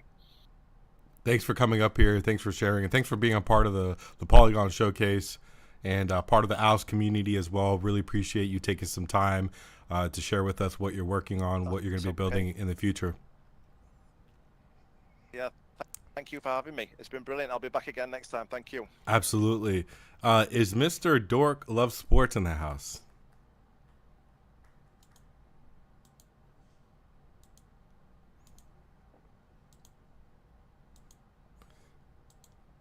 John, can you hear me? You have to hit M. Depends entirely on whether or not this is working. Can you hear me? We hear you loud and clear if you want to make your way over to the main stage. I can barely hear you, but at least half the battle, right? Okay. You're good. You want to make your way to the main stage, John? There he is. I'm used to that. You are good. I want to welcome everybody, John, to the stage. John, he's been in this Polygon space for a long time, and he started off as a collector and helping people and on board. Was on Twitter Spaces, hosting. We might have lost the hosting spaces and helping artists find a voice, right? And he over the last year or so, he started getting into artwork, and he started wanting to create and innovate. And over time, he started feeling comfortable by calling himself an artist. And we've been pushing him to create. And this year, I reached out to him and I said, "Hey, John, how would you like to be a part of the Polygon Showcase? I know that you're creating generative AI art, but I think it's now the appropriate time to label you as a digital artist. And what better way to come out of telling everybody you're a digital artist as participating in the Polygon Showcase?" And he was like, "Yeah, I'll do it." And he's usually the one asking the questions to the artists. So this is the other way around here today. So I'm excited for that. And not only that, John had no idea that we were going to display his artwork in Times Square yesterday. And he probably would have never, ever thought that would ever be possible as like just starting off as a content creator. But I think by networking and creating with each other, we create new opportunities. And I think this hopefully this lights a fire underneath him to keep creating and keep innovating and keep sharing his artwork. He's actually on Revel as well as one of the top artists and collectors in this space. So John, welcome to the Polygon Showcase. I'm going to give you some time for you to talk about your artwork, how you're creating, and why you joined the Polygon. Thank you, Owl. And I hope you guys can still hear me. Can you give me a clap or something if you can still hear me? I had to move the truck a little bit. Okay, I see people. Okay, excellent. Great.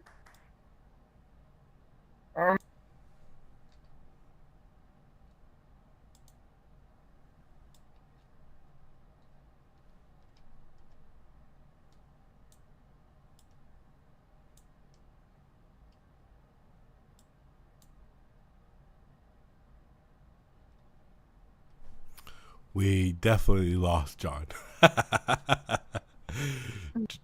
we definitely lost John. I think John's going to try to come back in here in just a second, so we'll give him just a moment.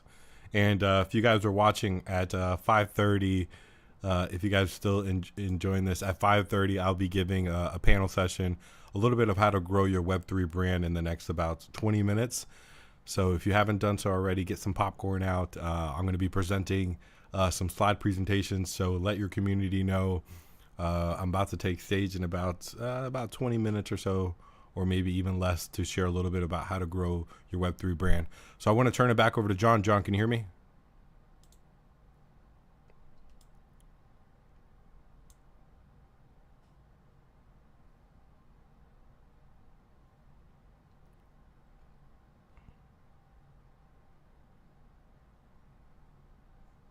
Unfortunately, we cannot hear you, John.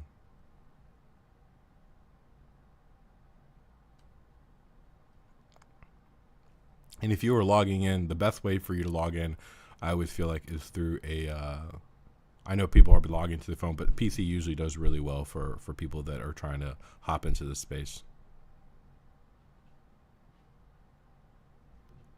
We'll give him just, John's creative. Excuse me? He's only got his phone available. Okay. John's at work, so he's only got his phone available. Okay. Gotcha. We'll give him just a second. We'll give him a little bit of time and see if he wants to be able to jump back in here.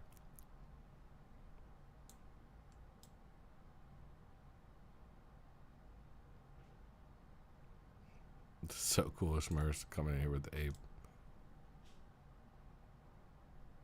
Smurfs with the hoverboard, thanks for being here. See if you can reach out to John and see if he's still going to be able to come back.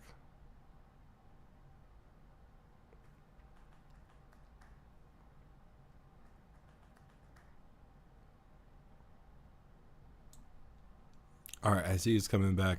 If you guys are watching, this is the Polygon Showcase, one of the #1 metaverse events in the world. I'm your host, Creative Owls. Over the last 2 days, we've been highlighting Web3 digital artists, brands from all over the world to take the stage. And one of the things I recognize is that getting visibility on your artwork, on your project, is always hard, right? But when you come together at an event or a collaboration, you get a lot of visibility. And this is what the Polygon Showcase has been able to do for a lot of artists. And I'm very excited, for the next showcase that we have coming up. But for this one, even more, we've been able to get more artists. We've been able to collaborate with bigger brands. This year, we've been doing something different, which we're live streaming. So if you guys are watching on X, what's up? Hope you guys have been enjoying it. If you guys are watching on YouTube, hope you guys have been enjoying it. And we're also streaming to Facebook, which is something new for us. And I hope you guys have been enjoying that. And then everybody that's actually in the metaverse, that actually took some time wanted to live listen into today. Any chance you all hear me? It's awesome. Yes, John, go ahead. The stage is yours. Well, that's disappointing. We can hear you.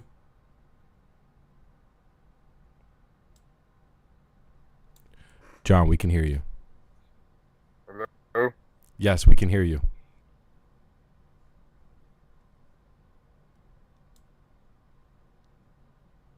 We were trying to get John on stage for him to speak. I think he might be having connection issues.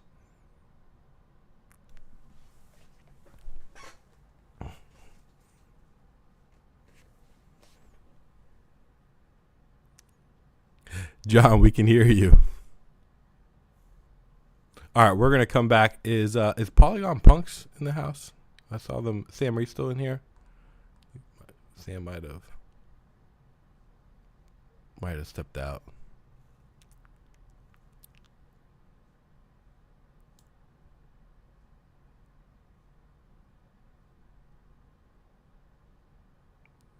John, we can hear you.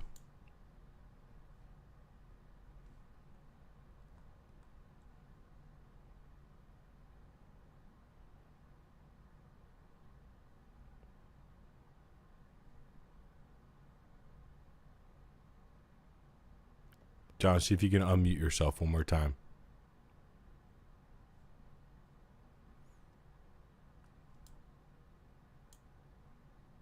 Are you like in a secret lair? Come on, John.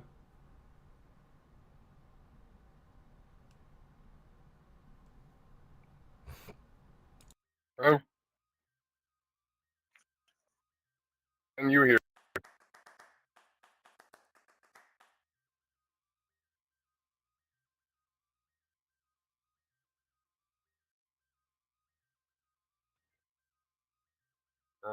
Guys, I'm sorry. It appears there's not going to be a presentation by John because you can't hear me.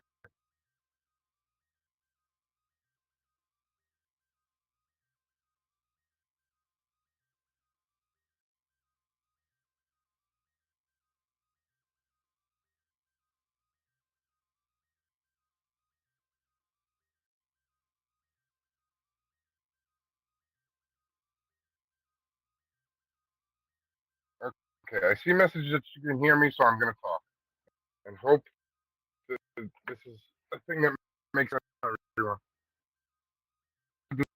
I will just simply talk about my art. I do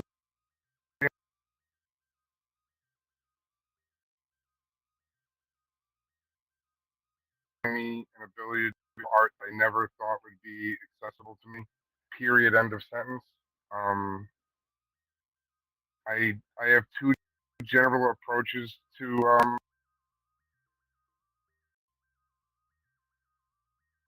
most vague prompts, feeling tone, maybe describe a character, but not physically sort of their essence. Um, it feels like collaborating with a visual art. I really, those tend to be my favorite. The reason why I don't entirely do it is because I wanted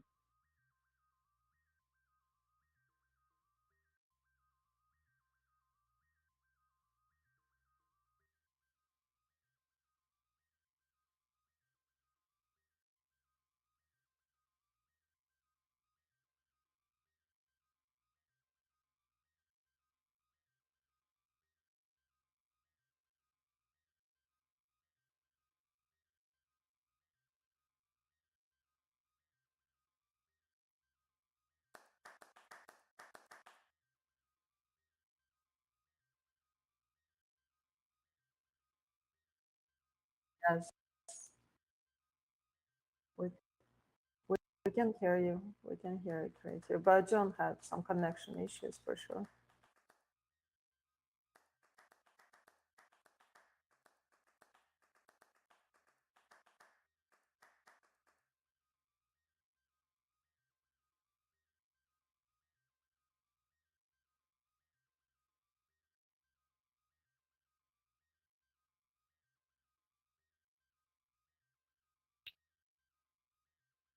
visual artists are about, but I challenge them to realize that I think the most artist has is the ability to particularly, and without that, you can't really. It doesn't matter if you have access to AI because you have no, you don't have the necessary creativity or of intellect or however you need to frame it to that creation. I did hear the beginning creative talking about how I got involved in the showcase. Yes, he had to ask me. I still have a lot of trouble as an artist. I'm getting better. I've changed my profile to I am an artist, which took Dave, who's I believe here, I also could tell you that I sort of ran away from that for a long time. But I'm very proud to be here now, to be amongst this particular because of the values that the community forward. It's a very inclusive community. It's a very helpful community, and it isn't. The people here are competitive. They don't competitive in the way and pushing other people forward, which I. I'm a little older than a lot of people. I turned 45 anyway. I'll tell you, it's not what we're supposed to. We have managed to up And the reason why I am an artist and I'm going to define myself that way is because people like creative and BDK music and bands and Jay Stansfield. You notice a lot of the people who have spoken pushed me and pushed to stretch and grow. You know, I also do a YouTube show. I create content. I'm part of 5 songs with Songs of Eden Prism, which is something I never thought possible. And to me, that's that's the goal. That's why I stay here. It's certainly not because I've made millions, because I haven't. Um, it's because the possibilities here, the opportunities before us to not just change art and collectibles and you know, people sell art never would have had it. And we can change it, and it's primarily destructive. I guess, that a part of pushing that forward, and like I said, with that I believe in and that my people very much believe in. Um, because I'm feeling here racially, I say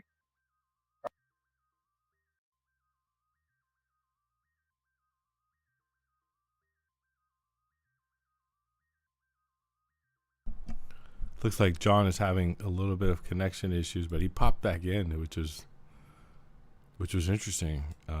So we're gonna see if we can give him a little bit of time to see if he can get back in. Yeah, John, like John said, it's good to see that he got inspired. Oh, he's back. He's back. He's back.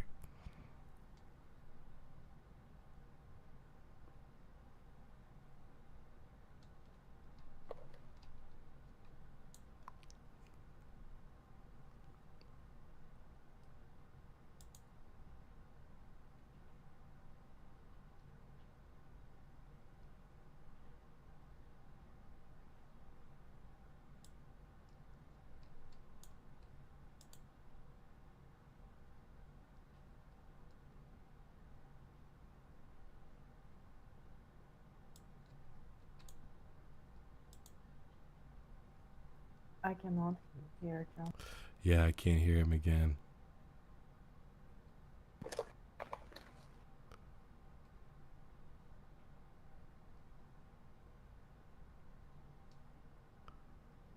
John, we wish we could hear you.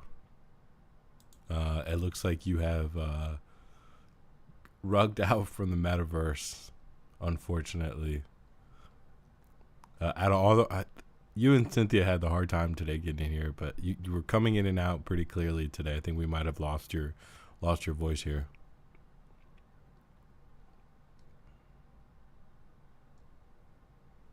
Maybe he can't hear us. He's in a different dimension. John. It's also very good to update the app or the browser sometimes just to have better connection here. So everything works perfectly. Yeah, and it's also the location that you're at as well too. So I know he's been trying to log in for a while. It's unfortunate we couldn't hear him, but I know he's working, and I know he's been inspired to create, and I think he's going to keep creating in this space. And I think that's what it's going to be very exciting for us as we keep building, moving forward. I really enjoyed today's sessions. It was amazing people you brought in. Great job, Casey. Yeah, so far it's been such a good day. We've had a lot of great stories, a lot of people coming in and sharing what they've been building and creating, and I think we're going to continue seeing more of that as we head into 2024. People are going to be innovating, building new solutions. I'm just excited to see people that have been coming back, and for us to actually grow this brand of what we've been building.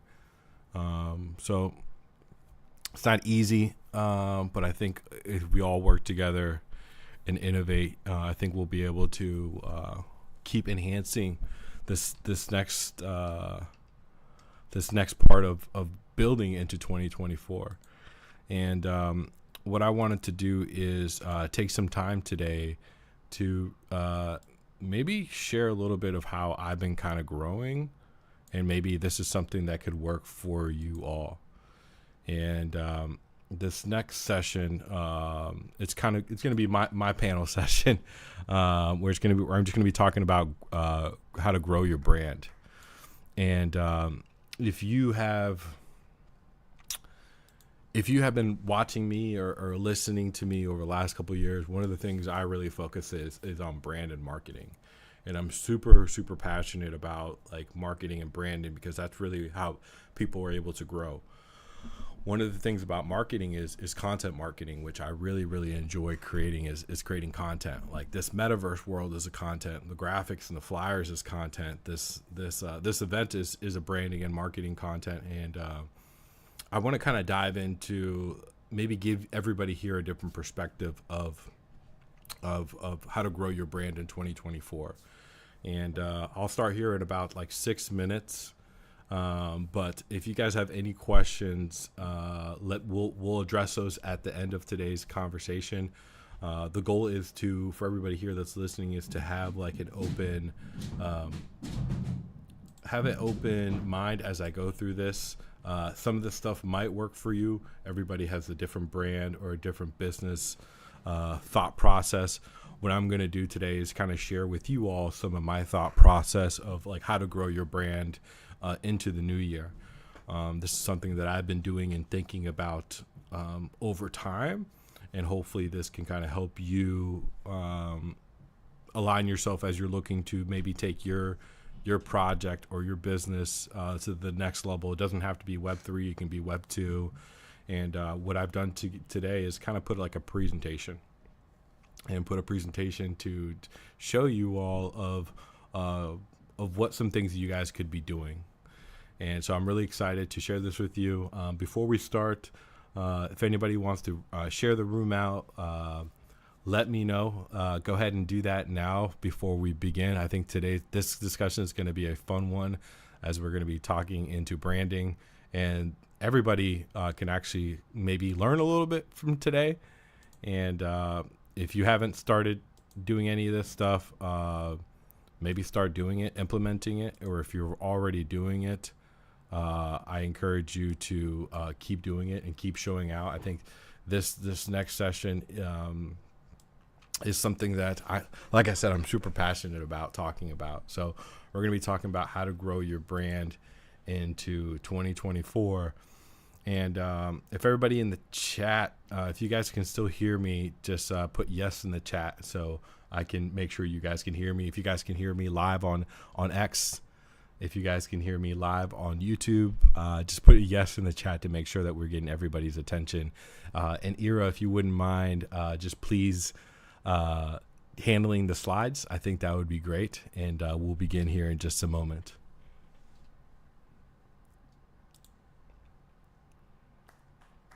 Let's go, please.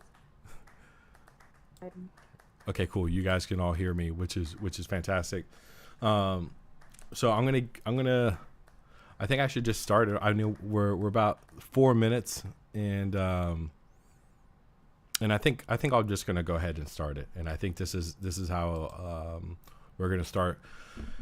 Over the last 2 days, we've seen a lot of projects come up here and share their products, their services, their artwork.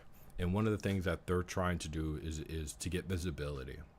To get visibility on their brand, on their product, to get more sales, to be featured more, to be able to connect more. And there's a lot of things that a lot of creators are doing great. And there's a lot of things that we can all improve on. And when I first came into this space, I was absolutely awful at branding. I can be one of the first people to let you know how bad I was. I came in this space not knowing what a community was, not providing any value. I really didn't have like a really identity of what my brand was going to be. And I struggled to, I guess, find who I wanted to connect with and find who my collectors were. And the space was still so new. but there was a lot of things in there that I think I could have done to improve over time. And then when I started implementing these things that I'm going to share with you guys, these are the things that really have kind of helped me grow my brand over the last, I guess, 2.5 years, 3 years of me being in this space. And let me know in the chat if you guys actually are a founder or a business owner. Just let me know if you guys can hear me. Just let me know, put a yes if you're a business owner or you're a content creator. This is going to be a very engaging space here today that we're going to be talking about. So if you're a business owner, you're a content creator, you're a digital artist, just put a yes. Just want to make sure that everybody's paying attention as we go through this discussion. And go ahead, do it on Twitter, on X, on YouTube. I want everybody here that's listening for us to dive in, right? I think everybody that hit yes will understand it's not easy, right? So today I'm going to be sharing this presentation of how to grow your brand. Ira, let's go to the next slide. And I'm going to do my best if I can. I'll come up here. Well, you guys don't get to see me, so let me do it this way. Perfect. And I'll just come up here. So I want to just give a quick introduction to myself for people that don't know who I am. I'm a content creator. I'm a teacher. I'm a VR metaverse builder. I'm a business owner. I'm a software developer. And at times I'm a marketing luminary because I love to create content. I love to market. I like to see my artwork or my product everywhere I can. And I've been doing this professionally for a long time, and then in the Web3 space for about 3 years of creating and developing and trying to build a name for myself. So I want to give you guys some background about that. Next slide, please. And some of the outcomes that I've been able to accomplish is obviously the creator of the Polygon Showcase, Polygon Social. We've reached over 50,000 metaverse visits. We've onboarded well over 1,000 people into the metaverse. I have a sold out Polygon project. I've been featured with Polygon Studios, Ready Player Me, one of Spatial's Spatial Guides, been a part of the Dash Radio, where we built a radio station for Polygon, been highlighting it in different outlets for different blog articles, been able to reach my YouTube channel, over 1,000 viewers, my Twitter, over 10,000 in the last 3 years. And what I'm going to share with you guys actually how, not only how I did it, but the way I did it, and some of the things that have helped me along the way here today. Go to the next slide. So for today's agenda, so everyone here that's listening, that's participating, we're going to be covering 3 pillars here today. And these 3 pillars are going to be around branding. And I think it's important for you that wants to grow your brand to start thinking about these 3 pillars. And then I'm going to share 7 things that have worked for me personally to grow my brand. And I think I'm going to be very transparent as possible to share with you and give you guys a little bit of how you guys can actually grow your brand into 2024. Let's go to the next slide.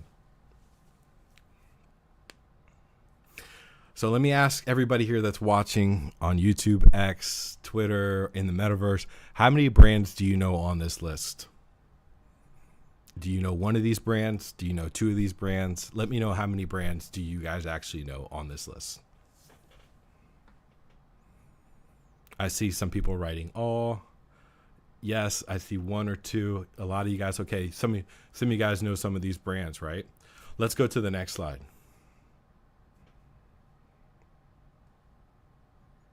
How many brands do you see on this list do you recognize as well? It's a lot of different brands, right? And a lot of these brands are really extremely well established. A lot of people have heard about these brands. A lot of people use these brands on a daily basis. But these brands here weren't just created out of thin air. These 3 brands have followed some of the pillars that we'll talk about here today to help you understand how they've been able to grow their brand and their presence. So let's go to the next slide. Warren Buffett One of his quotes that I've been saying lately: "It takes 20 years to build a reputation and 5 minutes to ruin it." So if you think about that, I'm sure you'll be doing things differently. And I think that's true because all the brands that we have just shown have really thought about their reputation of how they have become a household name or how they've been used. But they also understand that when you could also lose your brand and your reputation in 5 minutes by not doing things correctly or losing your identity and so forth. Let's go to the next slide. So one of the 3 pillars that we're going to talk about, and I want to talk about, is the first one, which is brand strategy, right? And I think brand strategy is going to be one of the things that it's going to lay the foundation for you. So brand strategy is the plan that outlines how a company organizes, how they position themselves, right? What makes them unique, its target audience, its messaging, right? How they convince their messaging to their audience, right? And I think the first thing we need to ask ourselves, if you're building a brand or you're building a business, is who are you, right? Is who are you, and also what is your brand for, and who is it for? So a lot of you guys that are creating businesses or out here, sometimes we skip ahead and we start thinking about the logo. We start thinking about creating the website. We start thinking about creating a project. But sometimes we don't realize who we're creating it for. And also understand who should care about this. And I think in the very beginning, from my perspective, having a strong brand strategy is going to help you achieve a lot of different outcomes here in the future, and it's going to make the marketing effort and the growth even easier for you as you move forward. So the questions that I have for you all here today, as you guys are thinking about building your brand into 2024 and growing it, is who are you? And who is the brand for? Right? Is it for degens? Is it for one-of-one artists? Is it for collectors? Is it for people that are on the blockchain? Who is it for? And the other thing is, why should people care? Not everybody's going to care about the Creative House project, that's for sure, right? But there are people that I know are going to care about what I do and how I do it. So having a strategy about laying the foundation, it's really going to help you outline of how your strategy is, and it's going to help with the next 2 pillars that we're going to talk about.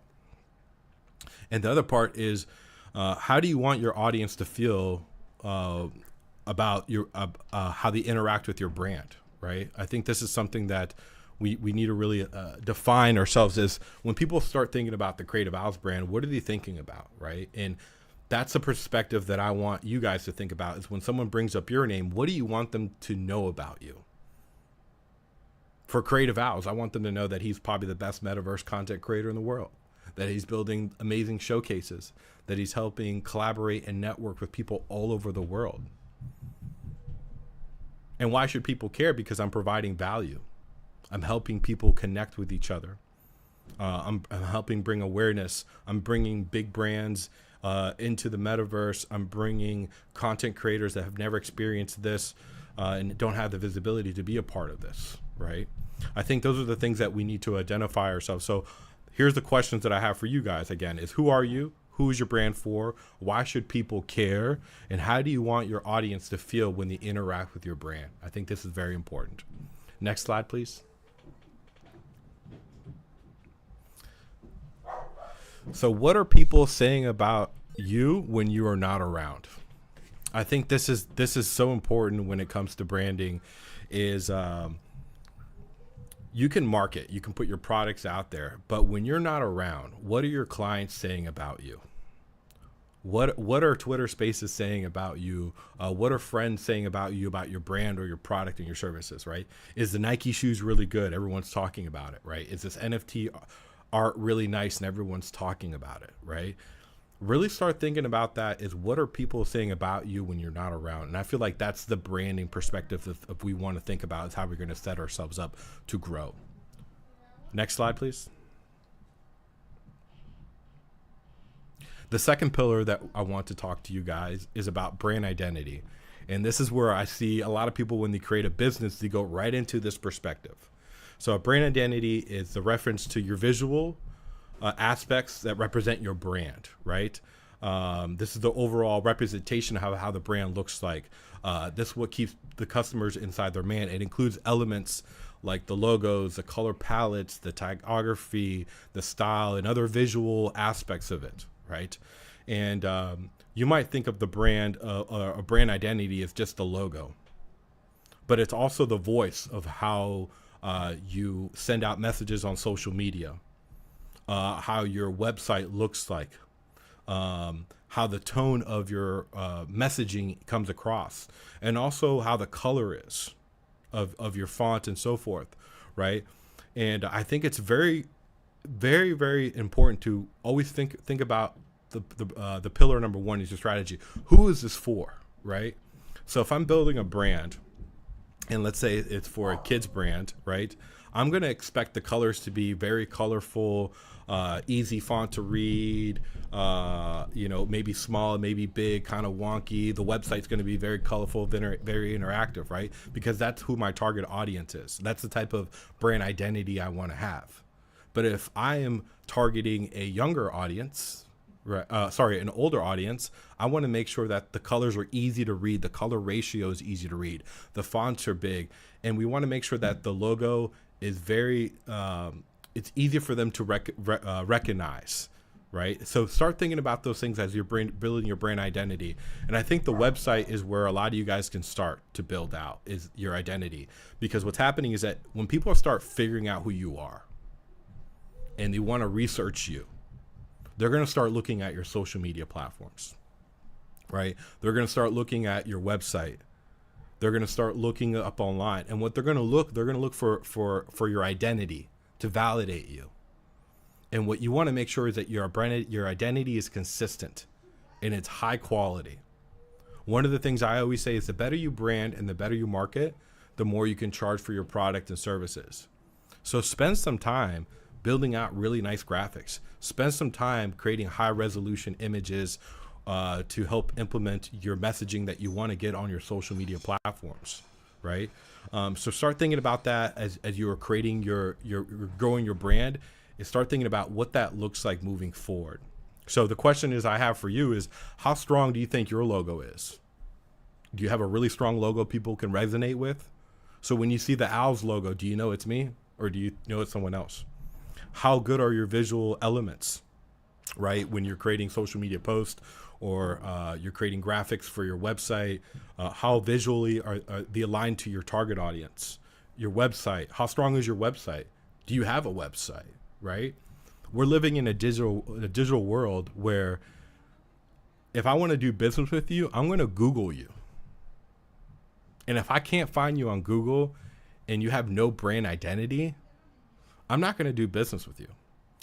Who here shops on Amazon? I say this all the time. Who here shops on Amazon, right? Who shops online, right? What are the first things that you do before you go to a restaurant to spend money? Or let's say that you want to go to a hair salon. You usually go look at the menu, right? So you want to make sure that your digital assets, your identity is on your website. It's well branded to help you scale your business. I want to go to the next slide because I think this is going to be a very, very fun slide next. So this right here is who here has, this is like a generational map, right? We have builders, the baby boomers, the Generation X, Generation Y, Generation Z, and then the Zen Alpha. Let me know in the comments, which one do you fall under? Which category do you guys fall under? Are you guys a Generation Z? Are you a Generation Y? Are you a Gen Z? Generation X? Are you a baby boomer? Let me know in the comments which one are you guys here. So the reason why I present to you is because our target audience is very different.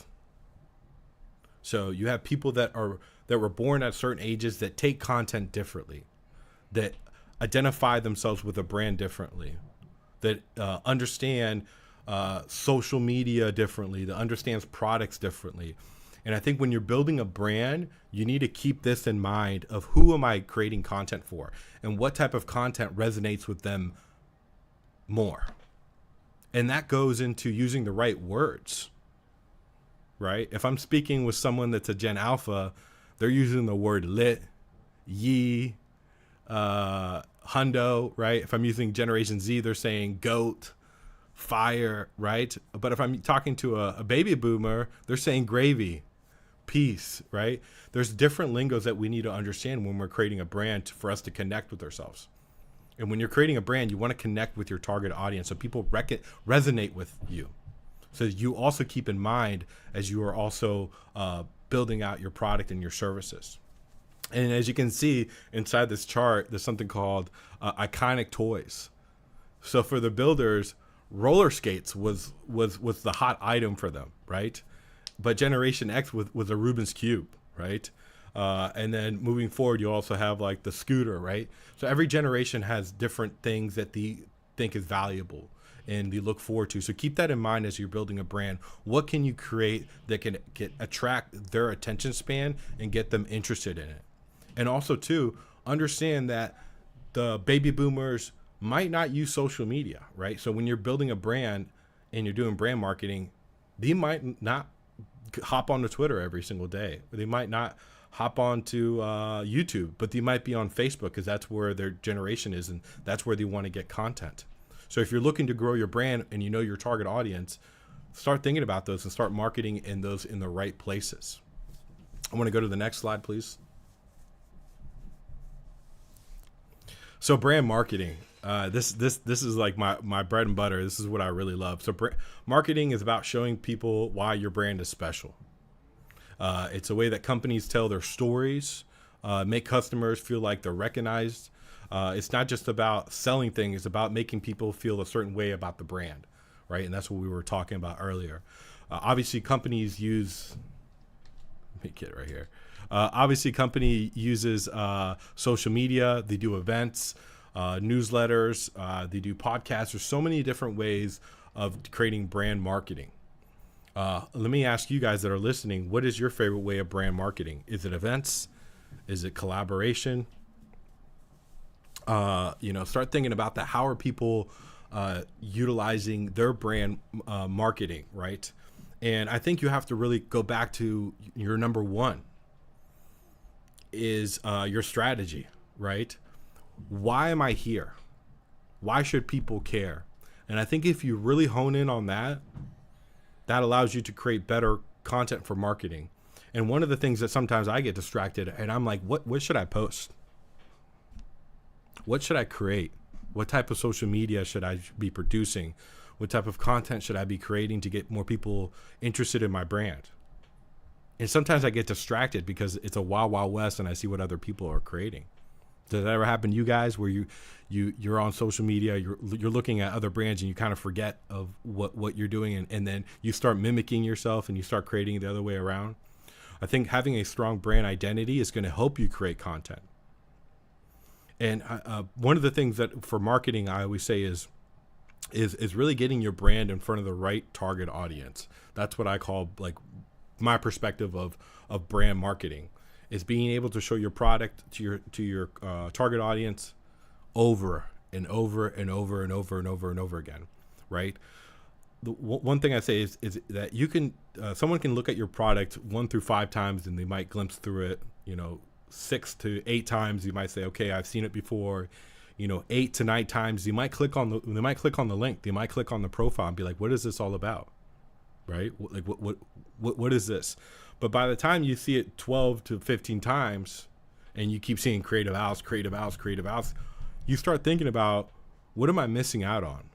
Why do I keep seeing this brand? I'm starting to trust this brand. It keeps coming up. There's something about this. I'm going to go explore, right? And I think that's kind of the first steps into brand marketing is to be consistent, getting people a part of your what you're creating. And you can do it many different ways. Obviously, you have events, you have newsletters, you have social media, podcasts. Like I told you, there's multiple ways to market your product and services. Everybody here has a different business scale, has a different business model.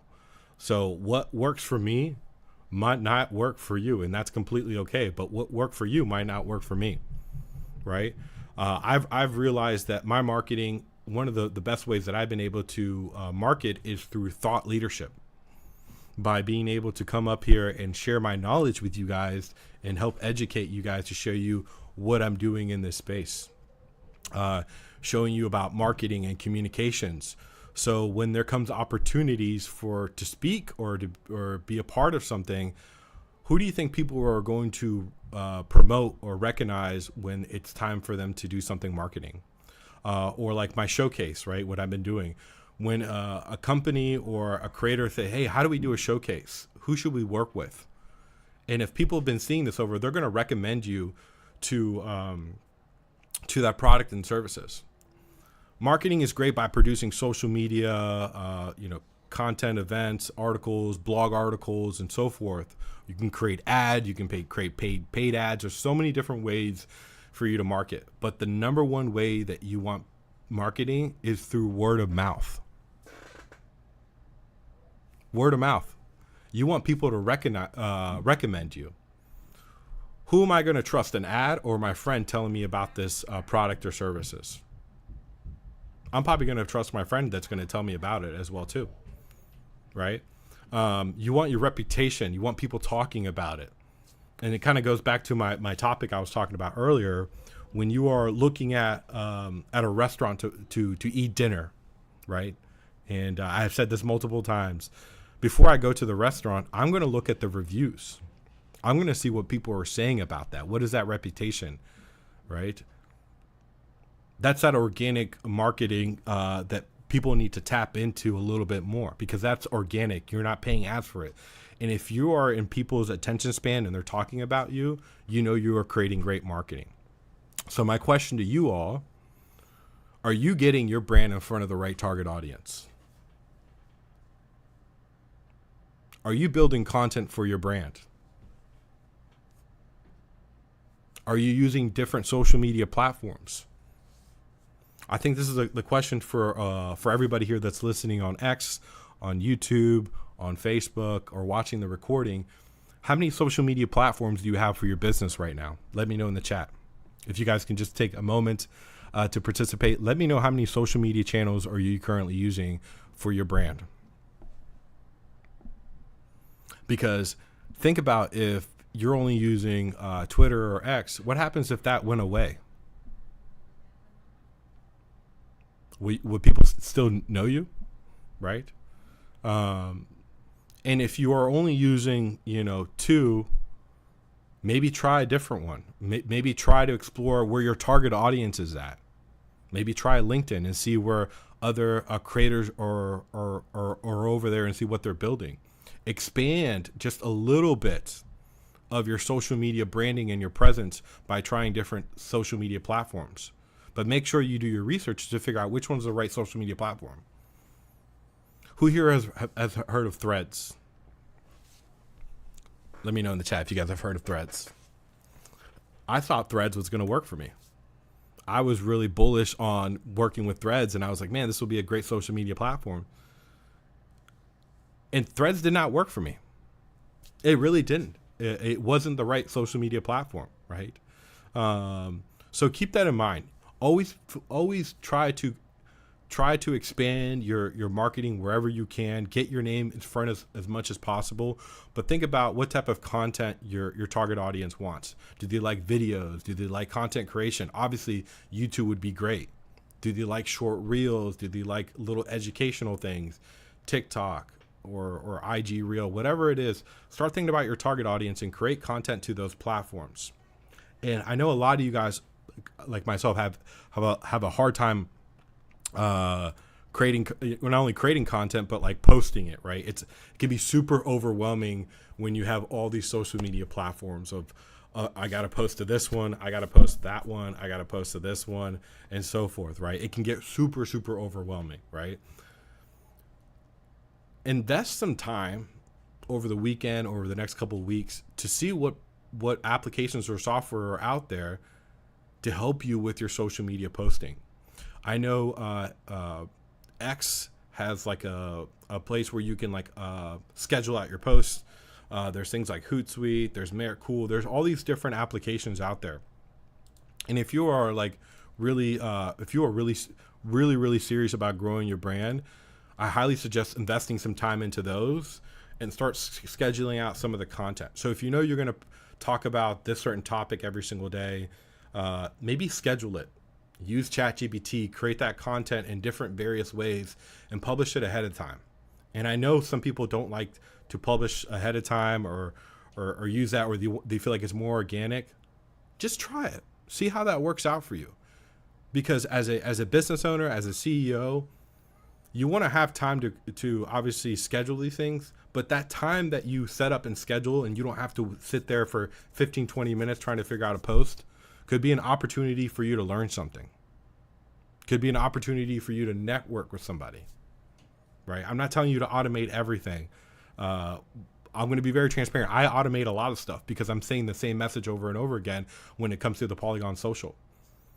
For the Polygon Showcase. So what I've done is that I've scheduled out my entire post for the entire month of how it's going to look like and how I'm going to post it. And I know some of you guys were like, why do you do that? Because it allows me to have more time to network and create and build more relationships. And especially if I'm by myself, I need that time to build and create. And I also want to talk about two more things in here as we move forward. One of them has to do about your website. And this is something that I know I've been talking about the 3 pillars, but one of the strongest things you guys can do is build a strong website. And I want you to rethink, I've said this a lot of times, and I want you guys to rethink about your entire website. I want you to start thinking about your website as your new employee. So when you are at the gym, when you are at dinner, when you are sleeping, when you are creating, your employee is up and it's working for you. So when people have any questions about the showcase, right? Instead of me answering messages all day, every single day about the messages, I direct them right over to my website where they can find out the FAQs, how to sign up, what are future other products and services, and how they can actually get transactions, right? Start thinking about your website as your employee. So if there's something you can spend time on before you start creating your content, your videos, is your website. That is your first employee that you need to take care of, and spend a good amount of time with them. So I think we've covered some ground on the website, and I think you guys hopefully take some iteration from this and what we're moving in this phase. But I think what I'm about to say is probably one of the most important things.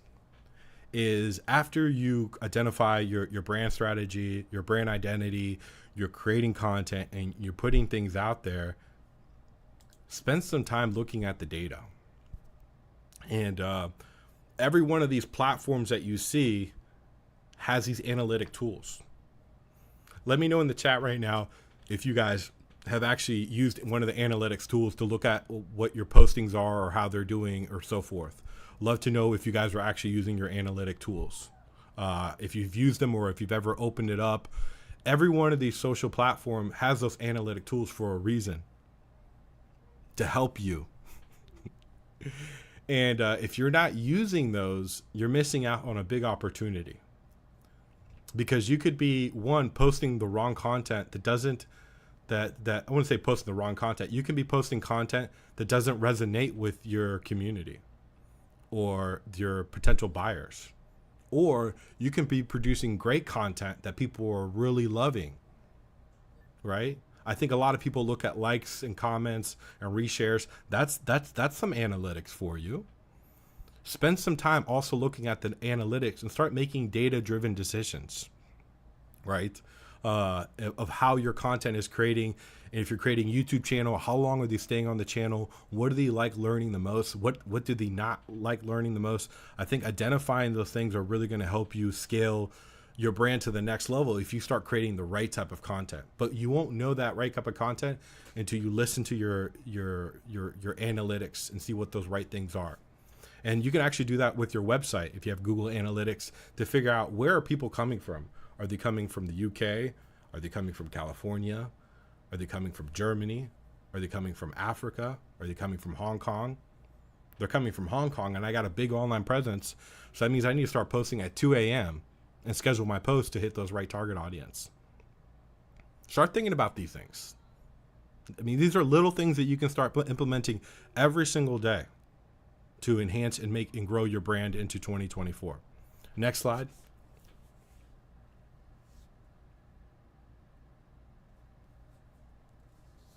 So, are you ready to build your brand in 2024? That's my question. Are you guys can enjoy me presenting and so forth, but out of all you guys, maybe one or two of you guys are actually going to do this.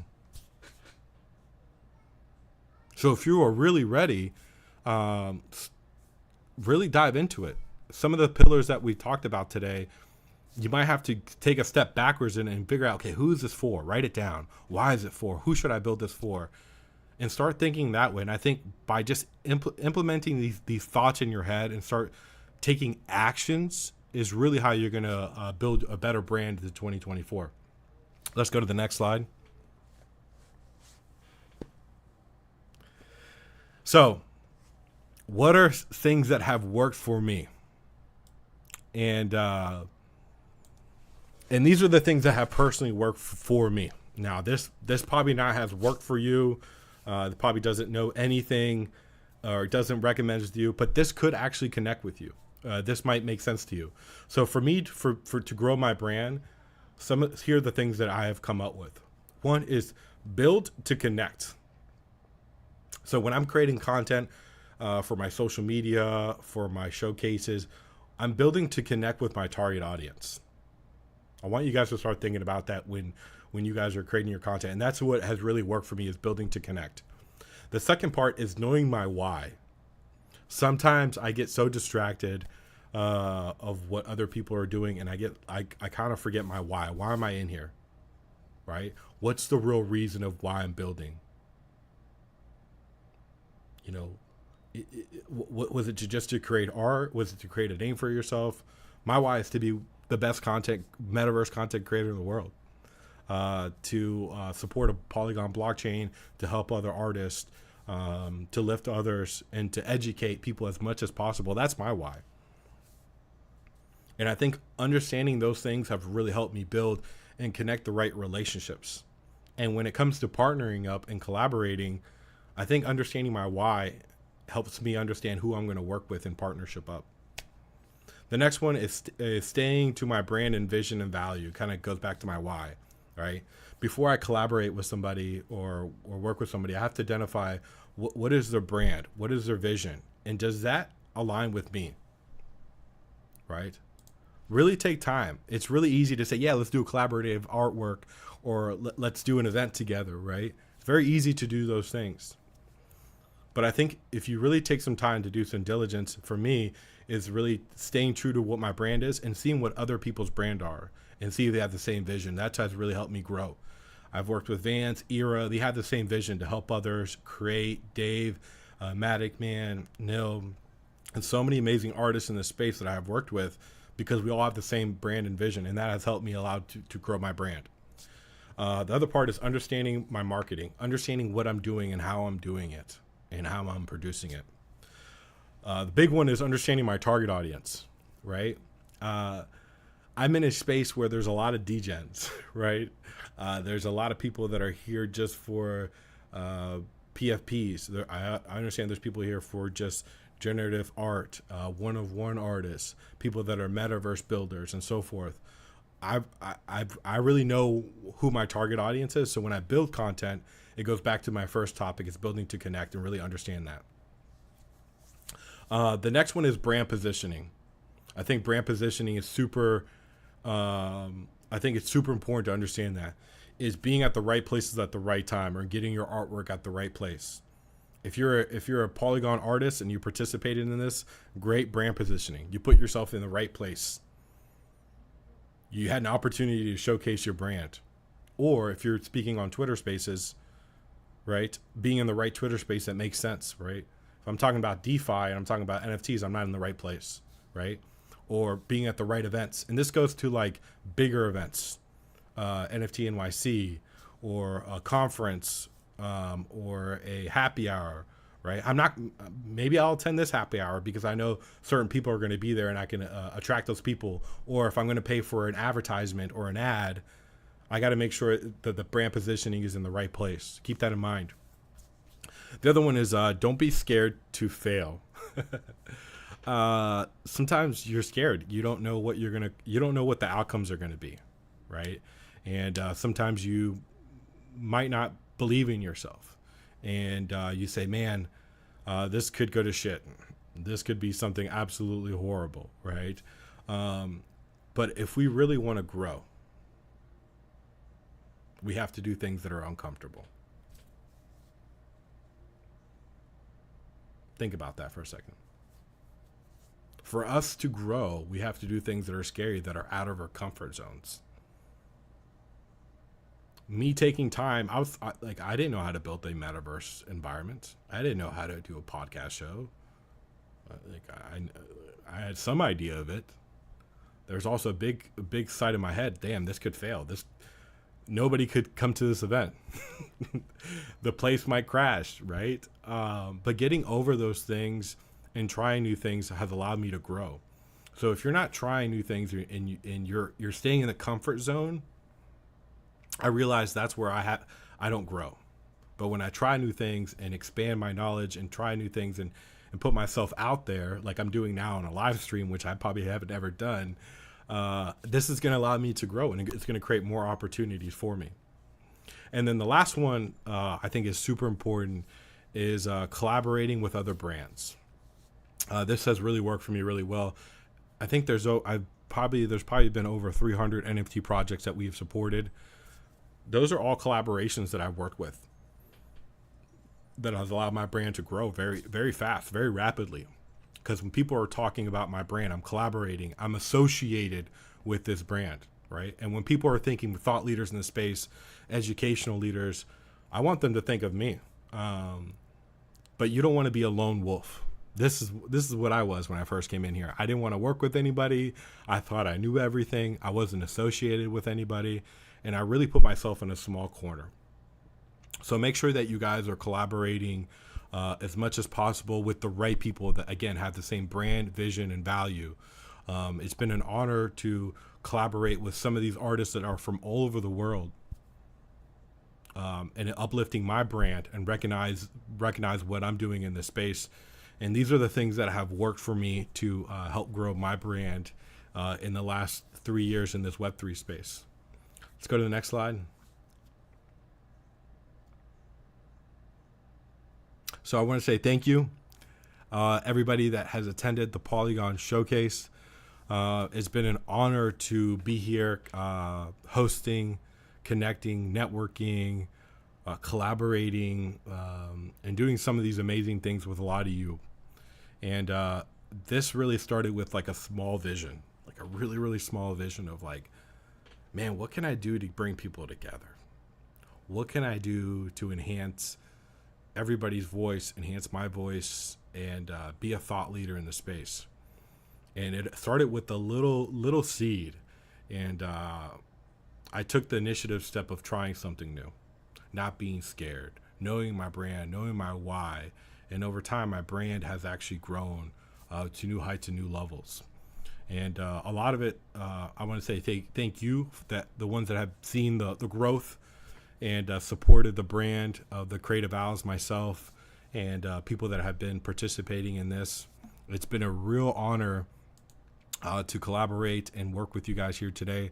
I hope everyone here has enjoyed the Polygon Showcase, and I will be signing off. I'll probably be off for the West week, but thank you guys for letting me share today's presentation of how to grow your brand.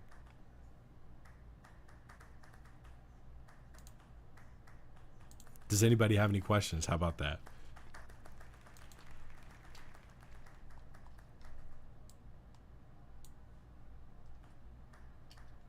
Thank you, Creative, for doing this get together experience for everyone who really cares for you here.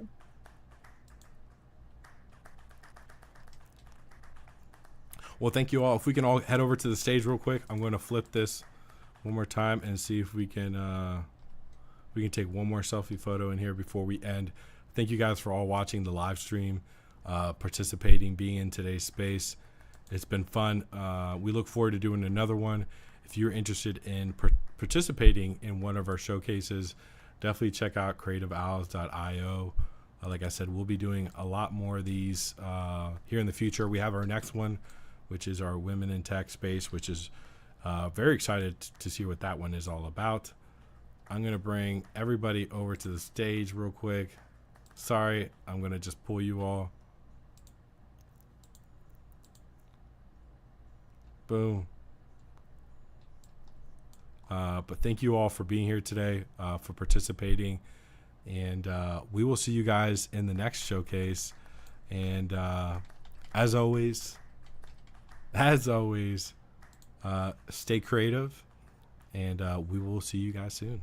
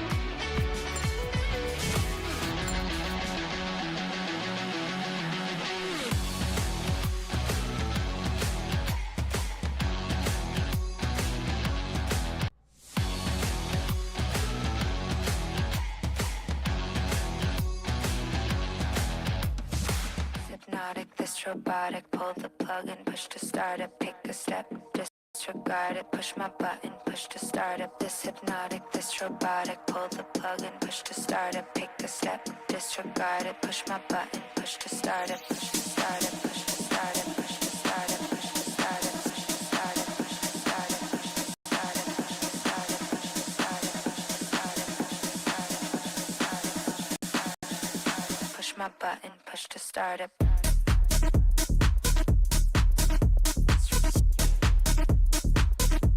Hypnotic, this robotic, pull the plug.